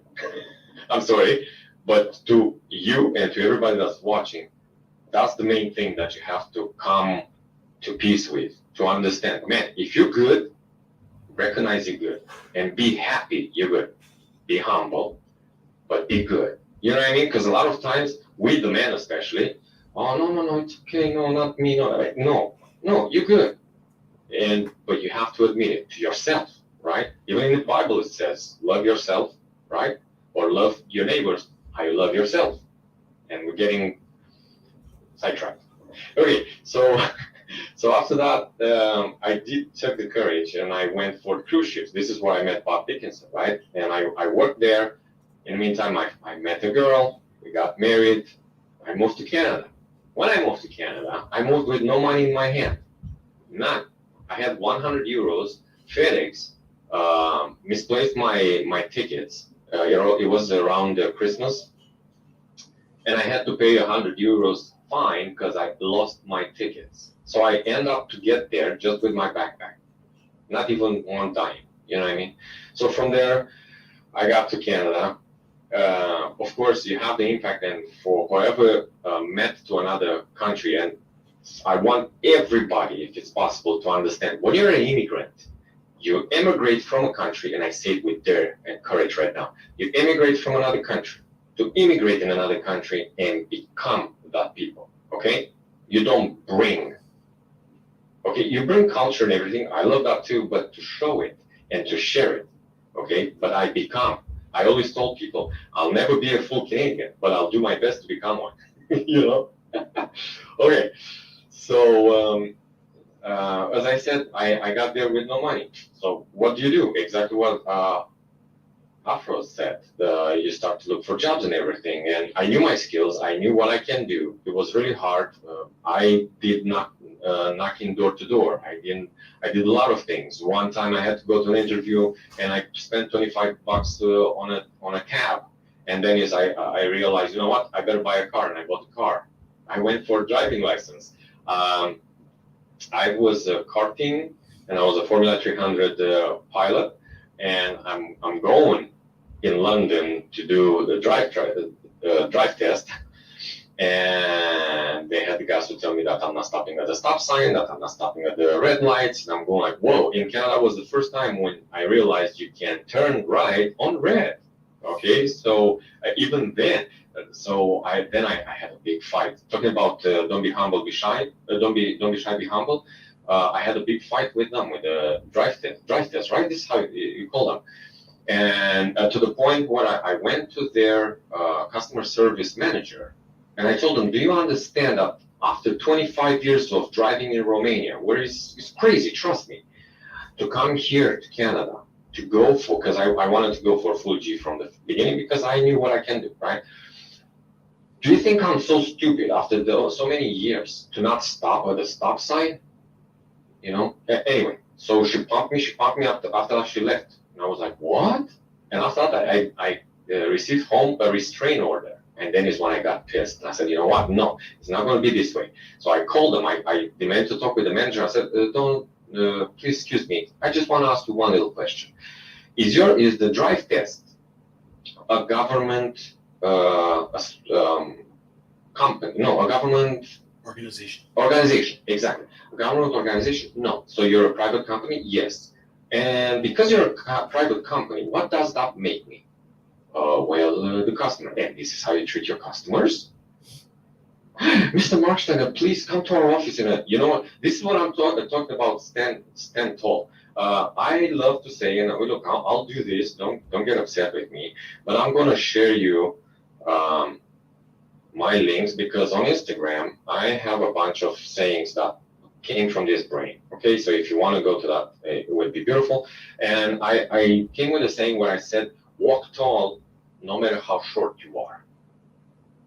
Okay, I love doing this. Don't get me wrong. I don't know why, but so finally they straightened it up and they understood. I don't want pity. I don't want anything, but be just, be fair. You know. But see, you cannot open up because you need to represent yourself, and you need, because don't get me wrong, being an immigrant, you try to behave a lot more decent than you would do home. Okay, because you're trying to integrate yourself. You're trying for people, exactly what Mark said, people to like you, right? So finally, from all these jobs that I tried, and it didn't, I'm doing anything. I've done anything. You know what I mean? Like, I don't mind. But I decided, you know what, I'll just start my company. This is how I started my production, Mark. The company where I started to produce advertising, to produce films, and this is how I met Mark. And I'm telling you, I was blessed, because just a short story, we filmed a short film of 40 minutes. If it was 42 minutes, it was a feature film. But this is how it happened. In 8 hours. In 2 days, in 8 hours. These poor guys, and Mark was amazing because he was the main character. But when I'm saying these poor guys, all of them, and it was about 25 actors, they all came from theater background. And theater background means you do the scene all the way. And poor guys, because I was trying to get them going fast, and because I was filming, because I was editing in my head in the same time, after each, I remember clearly how Mark was getting upset, because until he got the point what I'm trying to do. Because in a moment when he would say a line, and after that, I knew I need to change the angle, I would stop him, and he would go like, come on, man, because he was getting into it, right? And I had to stop him. Wait a second, turn the camera, go. Now, but this is how we succeeded in 2 days, 4 hours each, 8 hours, to film a 40-minute film with 25 people.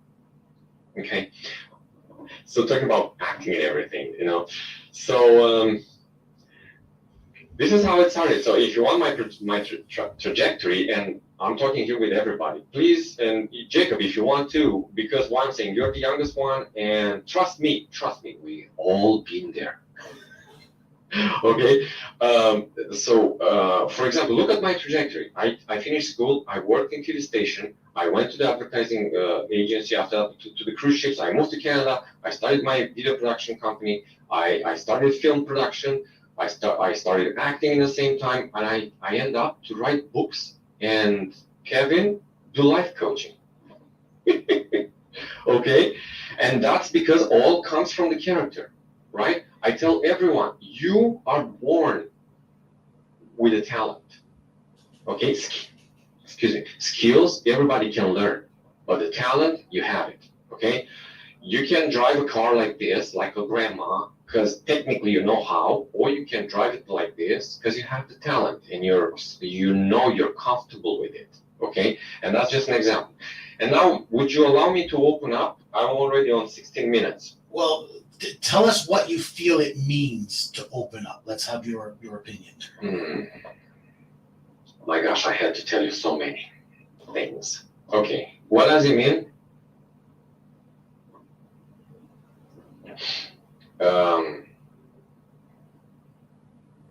It means to show people your story, not your cover, your story.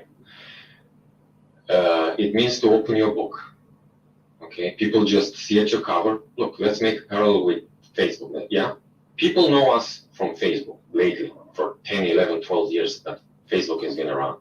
They know us how they know us from Facebook, but they never opened the book to see who we really are.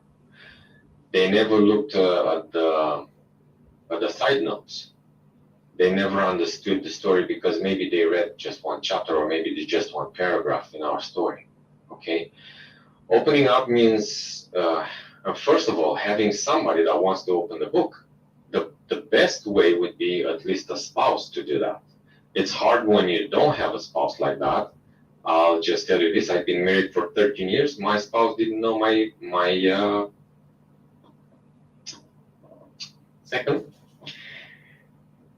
birthday in 13 years, and that showed me all the time. So she was a good girl, okay? But she always jumped around. She never knew exactly to pinpoint my birthday. You know how women get upset because, oh my gosh, you don't know my birthday, anniversary, and everything. Oh, look, it's happening to us too. But we don't open the book. We just say, okay, just read the title, the subtitle, and the author, and this is who I am. Hi, honey. Okay. This is the thing. Can I tell you a secret? Very quickly, yeah, we do have one more speaker to get to, so please tell us what you have. Okay, the secret I'm a talker. Okay, I'm done. No, please tell us the secret, please. Okay, ladies, if you're watching, men never grow up. We never grow up. If you understand that, you understand why we're still kids in our hearts, why we want to become the provider even if we don't know what we're doing. And there's a lot of points. I don't want to take your time. Sorry. No, thank you. No, you've been very blessed. I love the one thing you said about, don't be shy, but be humble, because, a lot of people, especially men out there and or cultures, they may not be able to speak up for themselves or stand up for their rights. And that's something that even as a man, if we can do it with humility, but still speak up and have our piece or have our say, we can accomplish a lot. So if you give me one more minute, I'll show you everything I want to tell you about. I promise I'll be fast. Please be fast, because first of all, guys, we're probably going to run over the 12 o'clock hour. Are we okay with that? If anybody's not, please, raise your hand, because I don't want to, dominate the time. Let's hear from what you got to say there, Florin. Thank you very much. Okay, so I've been married for 13 years. Out of the blue, I got a divorce after marriage counseling, which was a bad thing.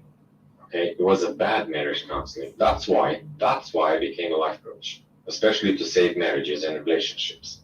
Okay, and why is because they put me on the stool and they put the noose on my neck and pulled the stool. This is what they did.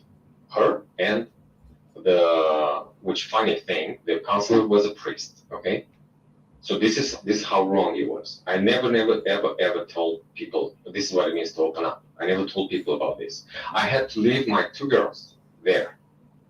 I had to leave my house, my everything there. Why? Because I wanted the girls. I even told her, just tell them that daddy went to work. That's it. Okay, because I didn't want them to change schools, change places, change. And I knew that if she moves, because my ego would want half of the house and blah blah blah, you know how it goes. Okay, I would just kill the girls inside because they would have to move to another neighborhood, maybe a bad one, and so on so. Friends, colleagues, schools, and everything. So I left everything behind. Because of this, and nobody knows, I went through depression. Nobody knows because you know that depression is the most hidden illness, let's put it this way, okay? I was lucky that I had a radio station back then, and I was doing a show with a pastor, Alan McIntyre, an amazing gentleman, about grief. So because in about 52 episodes, I learned what grief is and how you can get over it, doesn't matter what kind it is. I went through it like this in 1 second. You know how? The moment she said she wants a divorce, I said, are you sure? She said, yeah. Are you sure? She said, yeah. Why are you asking me? It's because I don't want you to have the regrets. Are you sure? Yeah. Have a nice day. And I packed and left. But guess what? That have a nice day was for me, I forgive you. Yes. Okay, I'm done. Thank you. No, thank you for those very words, because that's going to lead into our last speaker. Thank you for your patience with everybody who's been with us today. We have one more speaker, and then I have one more question for all of you. And so we are going to go over the noon hour, but our next speaker is very much in tune with what you have to say. So LaTroy Woods, thank you for your patience. Tell us more about yourself and how you influence others. Yeah, thank you, RJ. Thank you to the Voice of Man 360. Gratitude first for everybody sharing their stories, for being vulnerable, and also for this conversation, right? Because the conversation is where we live and dwell and understand that part of ourselves better. So my story, right, the story of who I thought I was up until 5 years ago, that was where my journey started. Started in adversity, and it started in surrender. My story began with my parents being divorced, and this is where my big disconnect happened with myself, this void I had inside. I can't trust people, right? And so I began to internalize the world and how I begin to see myself.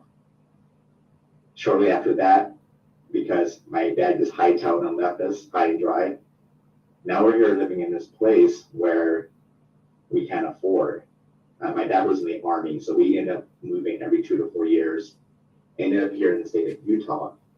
And at that point, we couldn't afford this lifestyle because my mom was a Betty Crocker. She's the one that did all the cooking, the cleaning, took care of the kids, myself and my other 2 siblings. So we had to downgrade and move across town into low-income housing. Now, then what happened next was my sister ends up getting raped in this place. Here it begins to tell more of my story. I began to tell myself, I can't trust people, right? Which really boils down to I can't trust myself. Get involved in drugs and alcohol, gang affiliation, almost going to prison, and these are just some of the things. Go into my adulthood, get married, right? And chase the American dream, right? Let me go get the university education. Let me climb the corporate ladder, right? Let me go on these vacations, the accolades, the vanity, all this external stuff, and there's nothing wrong with that. But for me, at the end of the day, something was missing. When I laid my head on the pillow, something was still missing, and I didn't know what it was. I thought if I kept doing this stuff out here, that this would get better. No, my parents didn't know, right? And so I was looking for validation. whether it was from the government, from media, from friends, from family, from my spouse, to be the person I wanted to be. Now, this led to where my journey started, which was in adversity. I didn't realize that there was something great inside of me wanting to come out, right? Because no one ever talked about it. They talked about the outside stuff, right? The learning and the doing, but never the becoming. Nobody ever talked about this heart thing right here, this heart space. So all those seeds, right? Those things that happened in my life, I chose those things. I chose them. I chose all the relationships. I chose all the finances. Right? I chose all the accolades. I chose all the stuff. And it took me a while to understand, to take responsibility and ownership for this. Now, 5 years ago is where I freed myself. And it happened in a place I called suicide. And I remember laying on my bed as I was internalizing and seeing myself from the inside. And I can only get the story in my version of how it was given to me. God gave me a question, and he asked me, do you want to live or do you want to die? And in that moment, I chose, yes, I want to live. That was the first time as an adult that I made a commitment to myself. Right? I've been committed to my wife, to the finances, to all these other ideas of what this man was supposed to be. But I never showed up in the space for myself ever. When I chose that, something happened inside of me as I was laying there motionless on my bed. I felt this switch turn on. It felt like my heart came to life. First time I've ever felt my heart as an adult. My eyes, even to this day, see things different. I feel things different. I've been going through my whole adult life without feeling anything. Right? I was just doing stuff. And then a vision was given to me. And this vision, it showed, like, I was a month away from being divorced. I'm now going almost 20 years of being married. My finances were in ruin, right? Another month I would have been in bankruptcy. Even though I was making close to $30 an hour at the time, I wasn't happy. When I laid down at the end of the night, put my head on the pillow, I didn't like myself. What was shown to me, what I felt and what I saw in my mind, this vision for something I couldn't even believe in. This felt like it was something that had already happened in my life. And I was being shown a memory of something that already took place. It showed my marriage being safe. It showed me being an infallible love. It showed me quitting my job, right? Because I thought potential was this, and I began to understand that potential is actually this. And the only way to move into this new space was to leave the old one. So to leave that job that was comfortable for me. It showed my home being paid off. I had 15 years left on my mortgage still. And so coming out of this experience, I still had a lot of shame and guilt. My family came home. And if they hadn't came home, I might not be talking to you today. But it took about 3 months for me to actually share this with my family. But that next day was something special. I realized I woke up for the first time and felt happy for no reason. And fast forwarding, within a year, I paid my 15-year mortgage off. Left my job. I began to understand what was inside of here. And understanding was all the thing I was always seeking. I was seeking myself. I was looking for myself. I was looking for something I couldn't find for 25 plus years because it was myself that I was looking for, not this stuff out here. And so that's where my journey started, is to free myself, learn how to express myself to myself, and then share it with other people. Wow, thank you. Again, you have been very open with us. You've shared your journey with us, and wow, what a story. Because again, you know what? I come from a place of depression. That, like you say, was the silent killer, right? Nobody knew what I was going through. You try to put on a face, you try to put on a cover, as others have said. And people don't know what's going on. They may even guess, but they don't know how to react to you, how to respond to you. And it's up to you. When you ask yourself that question, tell me how that felt. When you made that decision that, yes, I want to be here, was that like, and how did you move forward from that? To be transparent, at first I was upset that it took me 40 years almost to open up to this conversation with myself. But then gratitude came right after it, right? Because that understanding, you must understand all parts of a thing, just not one side, right? If you want to understand love, you have to understand all the other things that come with it. The hate, the jealousy, the anger, the frustration. To have complete understanding, you have to stand under the place, you have to have an experience. And so the gratitude of, I don't need outside validation, right? To be the person I want to be, that's extra, right? All I need is myself. Now, this all sounds very selfish, especially when you got a spouse or you're in a relationship, you got children, you got all these other commitments, right? That those things should be first. But I've learned by choosing myself first every day that that's where we went, right? Because if I choose something other than myself first, then I'm telling myself I'm not worth it, right? Subconsciously, there's this program that's running, and it's my goal to free myself and my lifetime. Free myself, and through that process, all the other things will show up, the abundance of money and things like that, what happened through becoming. Absolutely. And, it's all a growth process. And every single person here, as much as they've, told us about their story and the things that they've gone through, it's all a work in progress. And we're all still a work in progress, whether we're 19 years of age or 65 years of age. We're all the same. We're all trying to survive. We're all trying to make it through another day and do the best for those commitments that we have, but for us as individuals. So thank you for bringing that to light, because we need to choose ourselves first in order to be there for everybody else that depends on us for moving forward. So thank you for your time today. Thank you. Oh, so the last question is, what does it mean to you, LaTroy, to open up? It's going to be a little bit long-winded answer, but I'll give you the short version of it. To open up versus a choice. We always have a choice, right? There's a moment of silence between everything that we do in our life.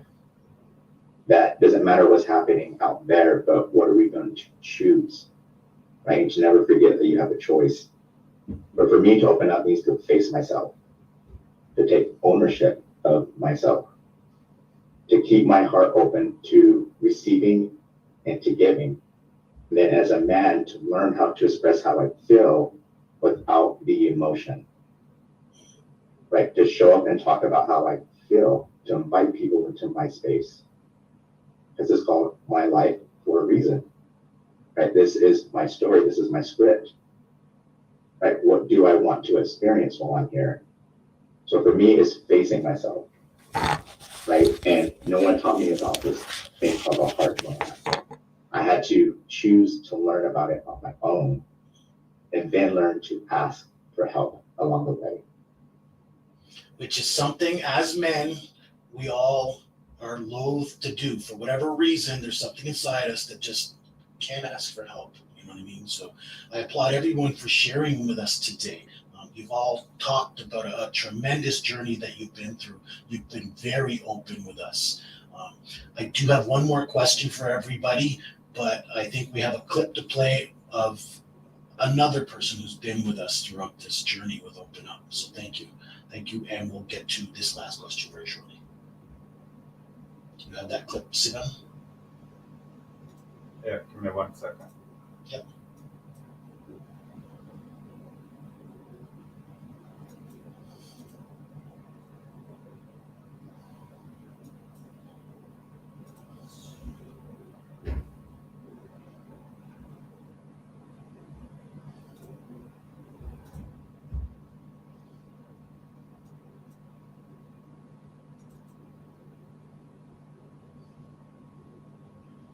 So Ivan, Are you sharing your screen?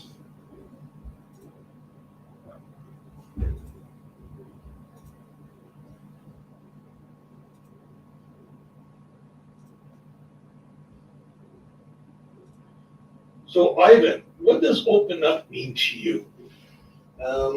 Open up means finding a place where you can share what you feel, what your emotions going on, deal with the stresses of everyday life, having a safe place to do it, which is not always easy in a relationship. You're scared to be judged, you're scared.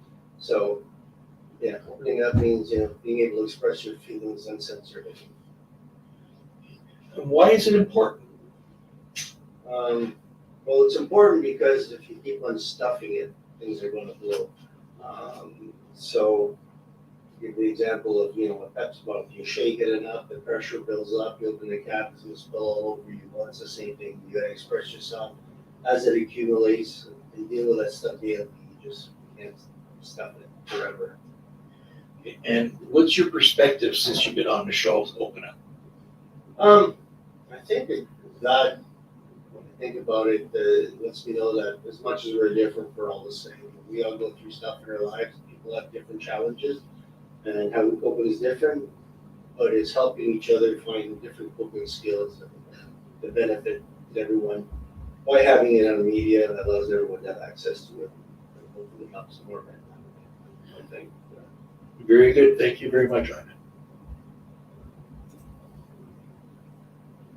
And so I don't remember Ivan's last name, but again, these are people who have been with us on the journey throughout what this Open Up show has been and how it's grown and how it's helped people out there. So I'm going to start, it's getting dark in the east, so I'll start out in the east and see, just in case they're tired and they have to go to bed. But I'm going to start with our youngest participant, Jacob. Tell us, what guidance would you give for people trying to open up in their life and experience their journey? I would say the most important piece of advice I would give is to follow your heart and do what your heart tells you to do, even that if that's not the necessarily like most socially acceptable choice. Do what your heart says, because your heart will never wrong you. It knows what's going on. Absolutely. Thank you very much. And that's something as men, we may find it difficult. Or as LaTroy said, we may not know how to listen. We may never have been taught how to get deeply in touch with the heart. So as men, that is something that here in Open Up, we'd like to encourage and empower and be there for each other, as everybody here has done. So we'll stay in the East. Florin, tell us what guidance or advice would you leave for young men trying to open up in their journey? To be honest, the simple thing is to not feel like they will be judged. Okay, and as I said, courage can't do anything without dare. So you can jump with a parachute. You can have the courage to jump, but if you don't have the dare to make the first step, you're not getting there. Okay, so that's why I'm saying, don't be afraid that somebody's going to judge you, right? And just think that after the jump, you're going to have an amazing experience. Okay, it's honestly the sooner the better, because otherwise we have a big baggage with us. It hurts. It hurts a long time. The longer you keep it with you, the more it hurts. So that's why just find somebody that would want to open your book.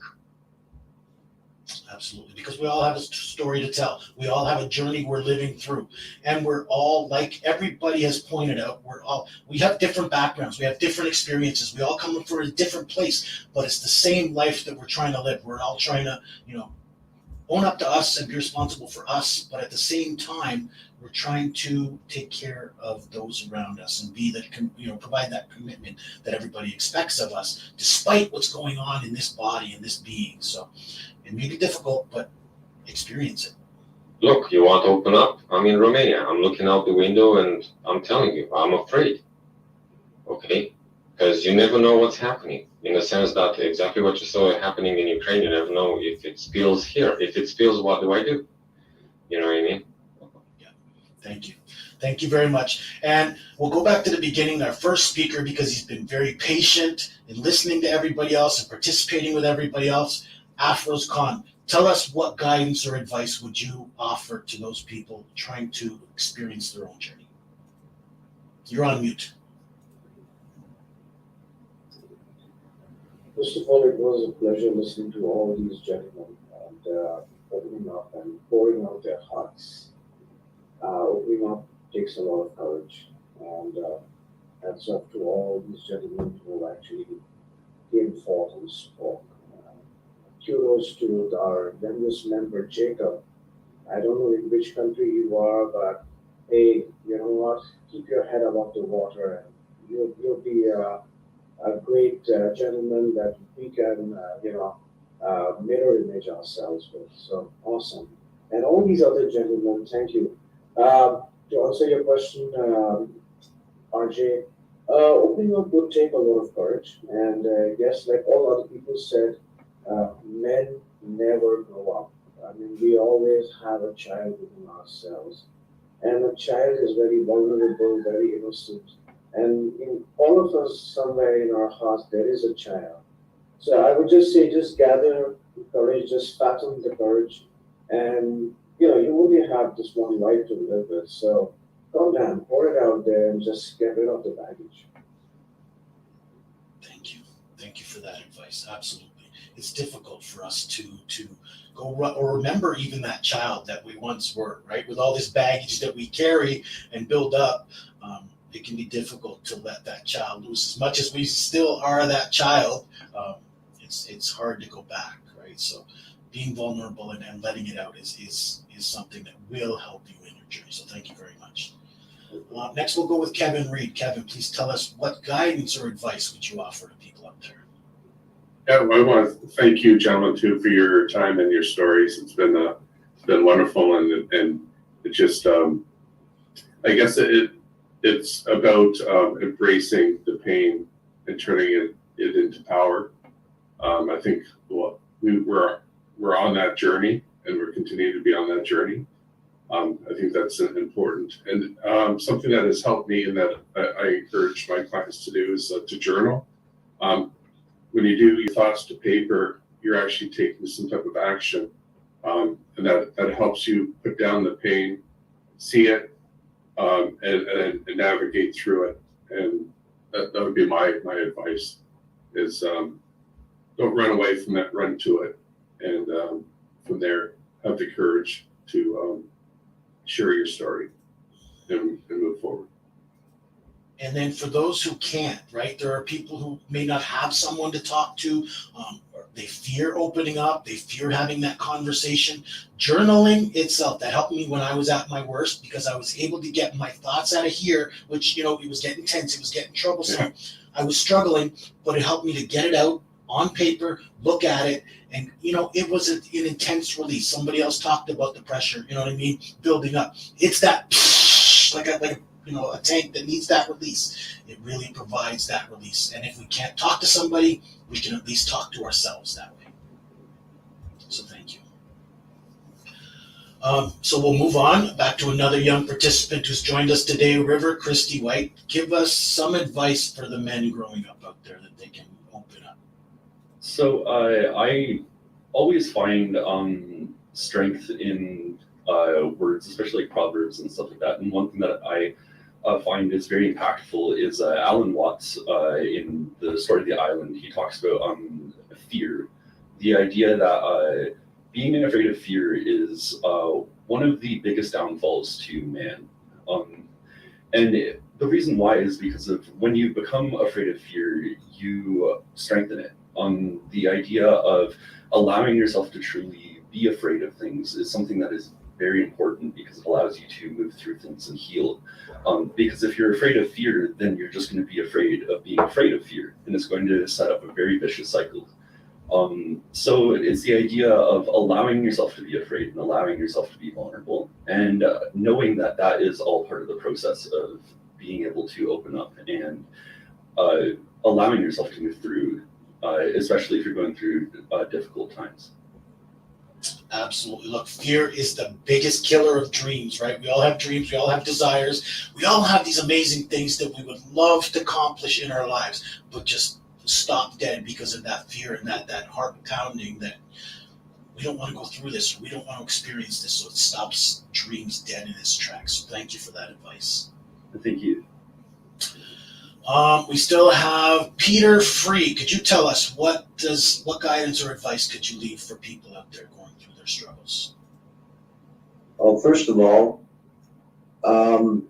you have to recognize that everybody internally, we all feel the same. So you have to go inside yourself. And this is what I do anyway. I listen to my breath, I calm down, and then I recognize that how I'm feeling. And then I realize that every single person in the world feels the same kinds of things that I do.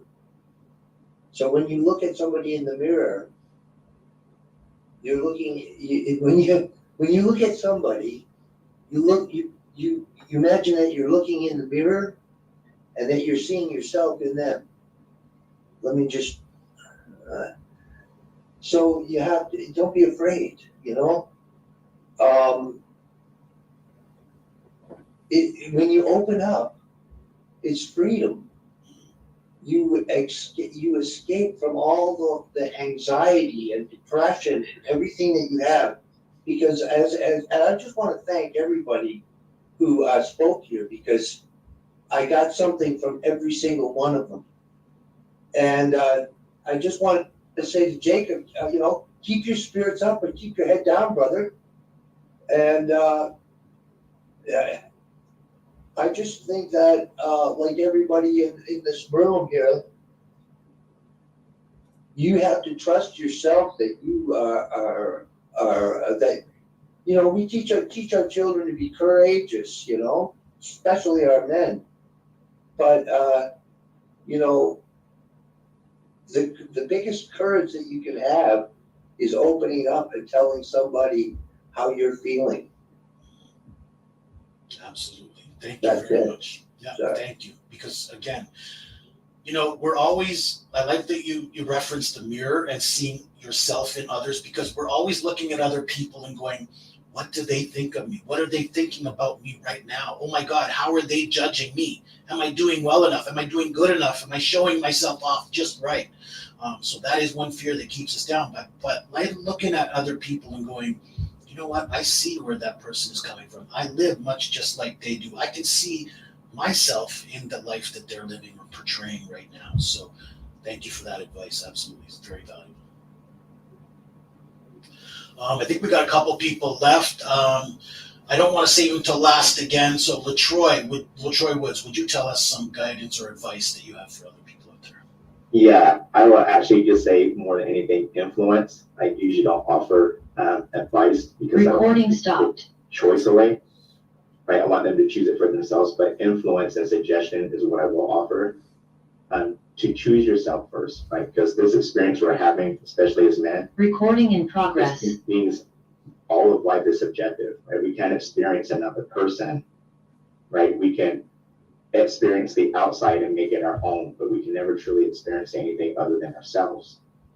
And as I begin to realize this for myself, that there's nothing bad inside of me, right? So I begin to take the labels off of things, right? I am depressed. Why would I affirm something I don't want? Right? Take the labels off and just begin to understand myself more from the inside. This energy that's flowing through me, what's going on with it, right? Because we're making machines, human beings are. We have all these ideas and things that we give meaning to, but the only meaning that's truth is the meaning that you give to things, and that becomes your truth. There's the truth singular, then there's the things that we make up, right? So just to be true to yourself. And one of the things I use for myself is meditation, which is also synonymous with prayer. Close your eyes for a reason. So you can block recording out stopped. All the recording in progress. Of you with yourself, right? And there's this silence and that place where you begin to communicate with yourself on a higher level. Your state of mind actually begins to slow down. They've proven it through science. Your energy is different in this space. Your bodily functions slow down so they're not working as hard, right? You're more in an optimal state as a human being when you're in this place with yourself. And so it feels very uncomfortable because most people, especially with the modern age with cell phones and whatnot and technology, to spend time with yourself, by yourself, and to love yourself and by yourself. So that would be the one piece of influence I would offer. There's a quote, I'm a real big avid reader, and you can learn so much from the past, is we marry our unfinished business. right? So to take ownership for all your stuff, to face yourself, and to love yourself when you're by yourself. Because again, as men, we don't want to get deeper with ourselves. We don't want to look inward. We have all of these thoughts and all of these things that we're telling ourselves rather than looking at the facts and looking at what's going on, or even just slowing down and being intimate with ourselves. So thank you for that advice. So then lastly, I think we have Mark Cowling. Please tell us your guidance or advice for people out there trying to live their true life and open up. You're on mute, Mark.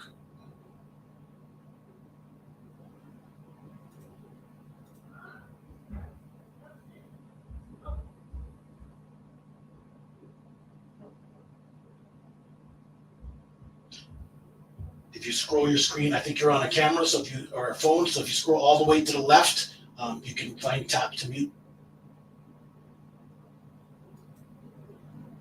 There you are, Mark. Okay.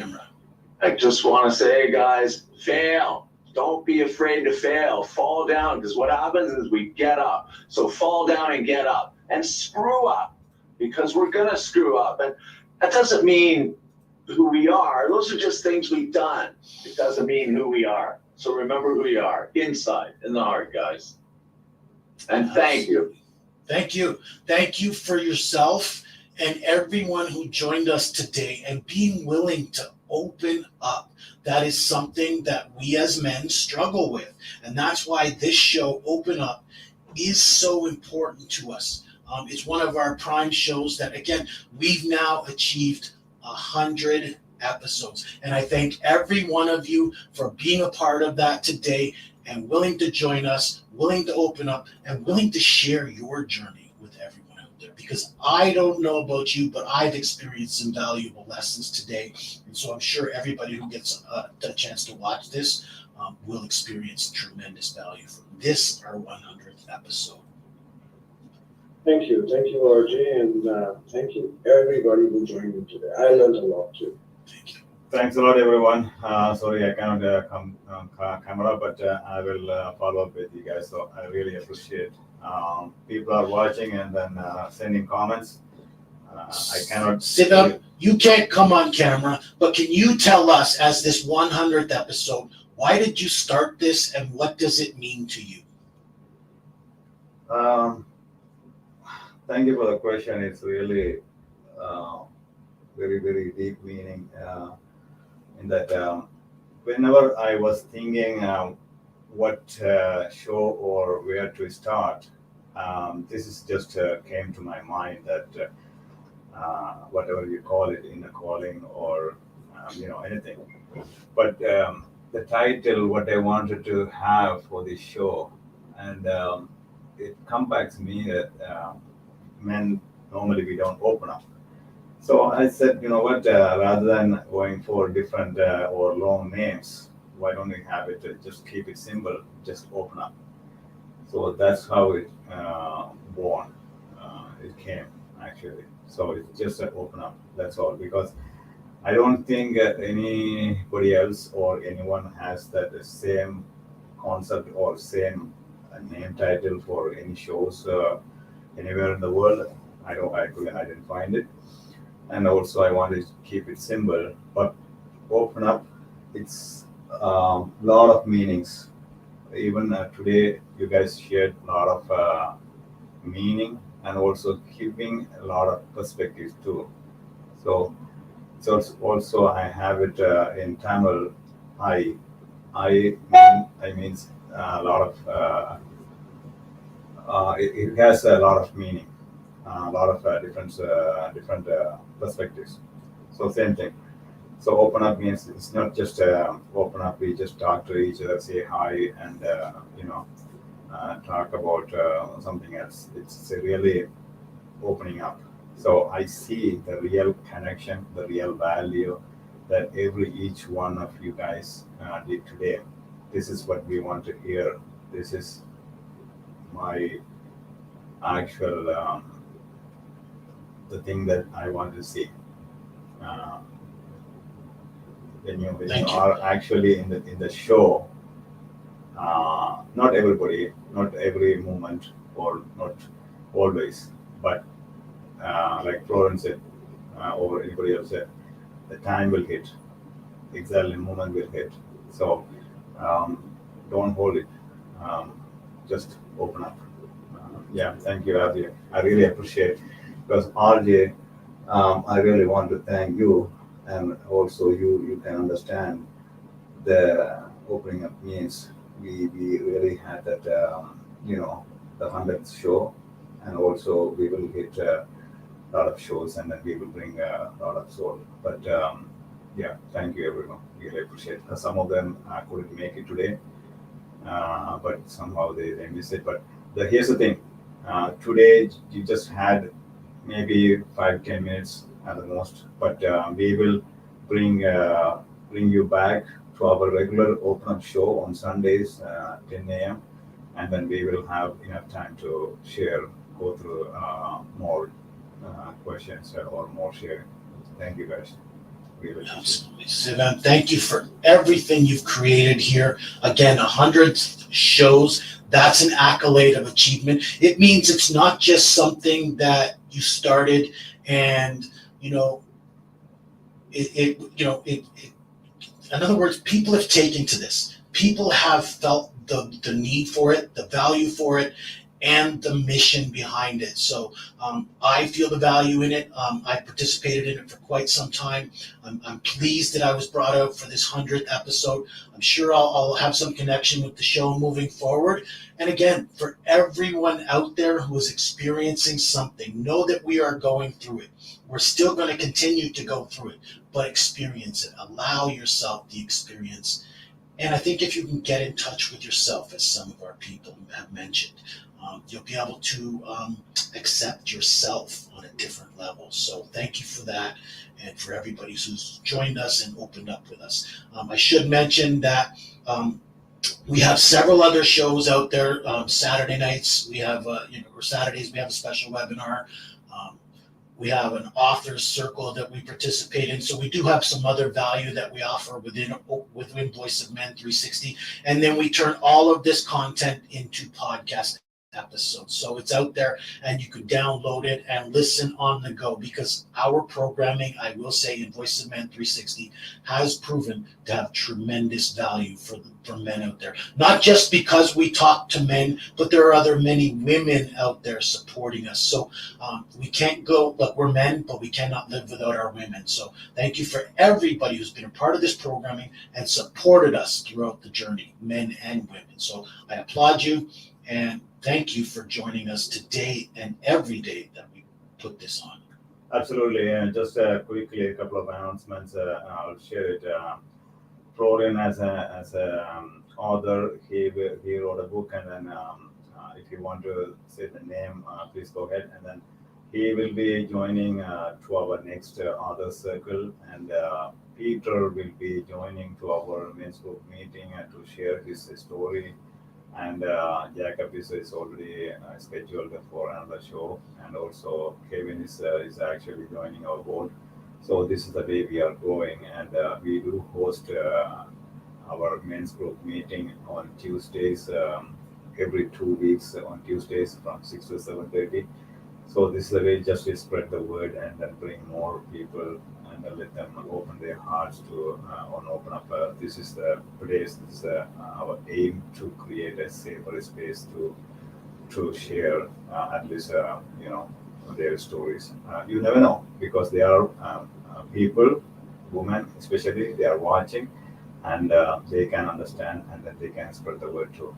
So yeah, love you guys. Wonderful. Really Thank you for everybody who's been a part of everything we do.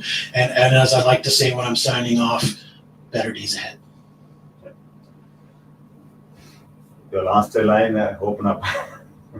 And please don't feel free, or please continue to open up in your life. All right, take care. Thanks a lot. Take care, guys. Thank you. Recording stopped.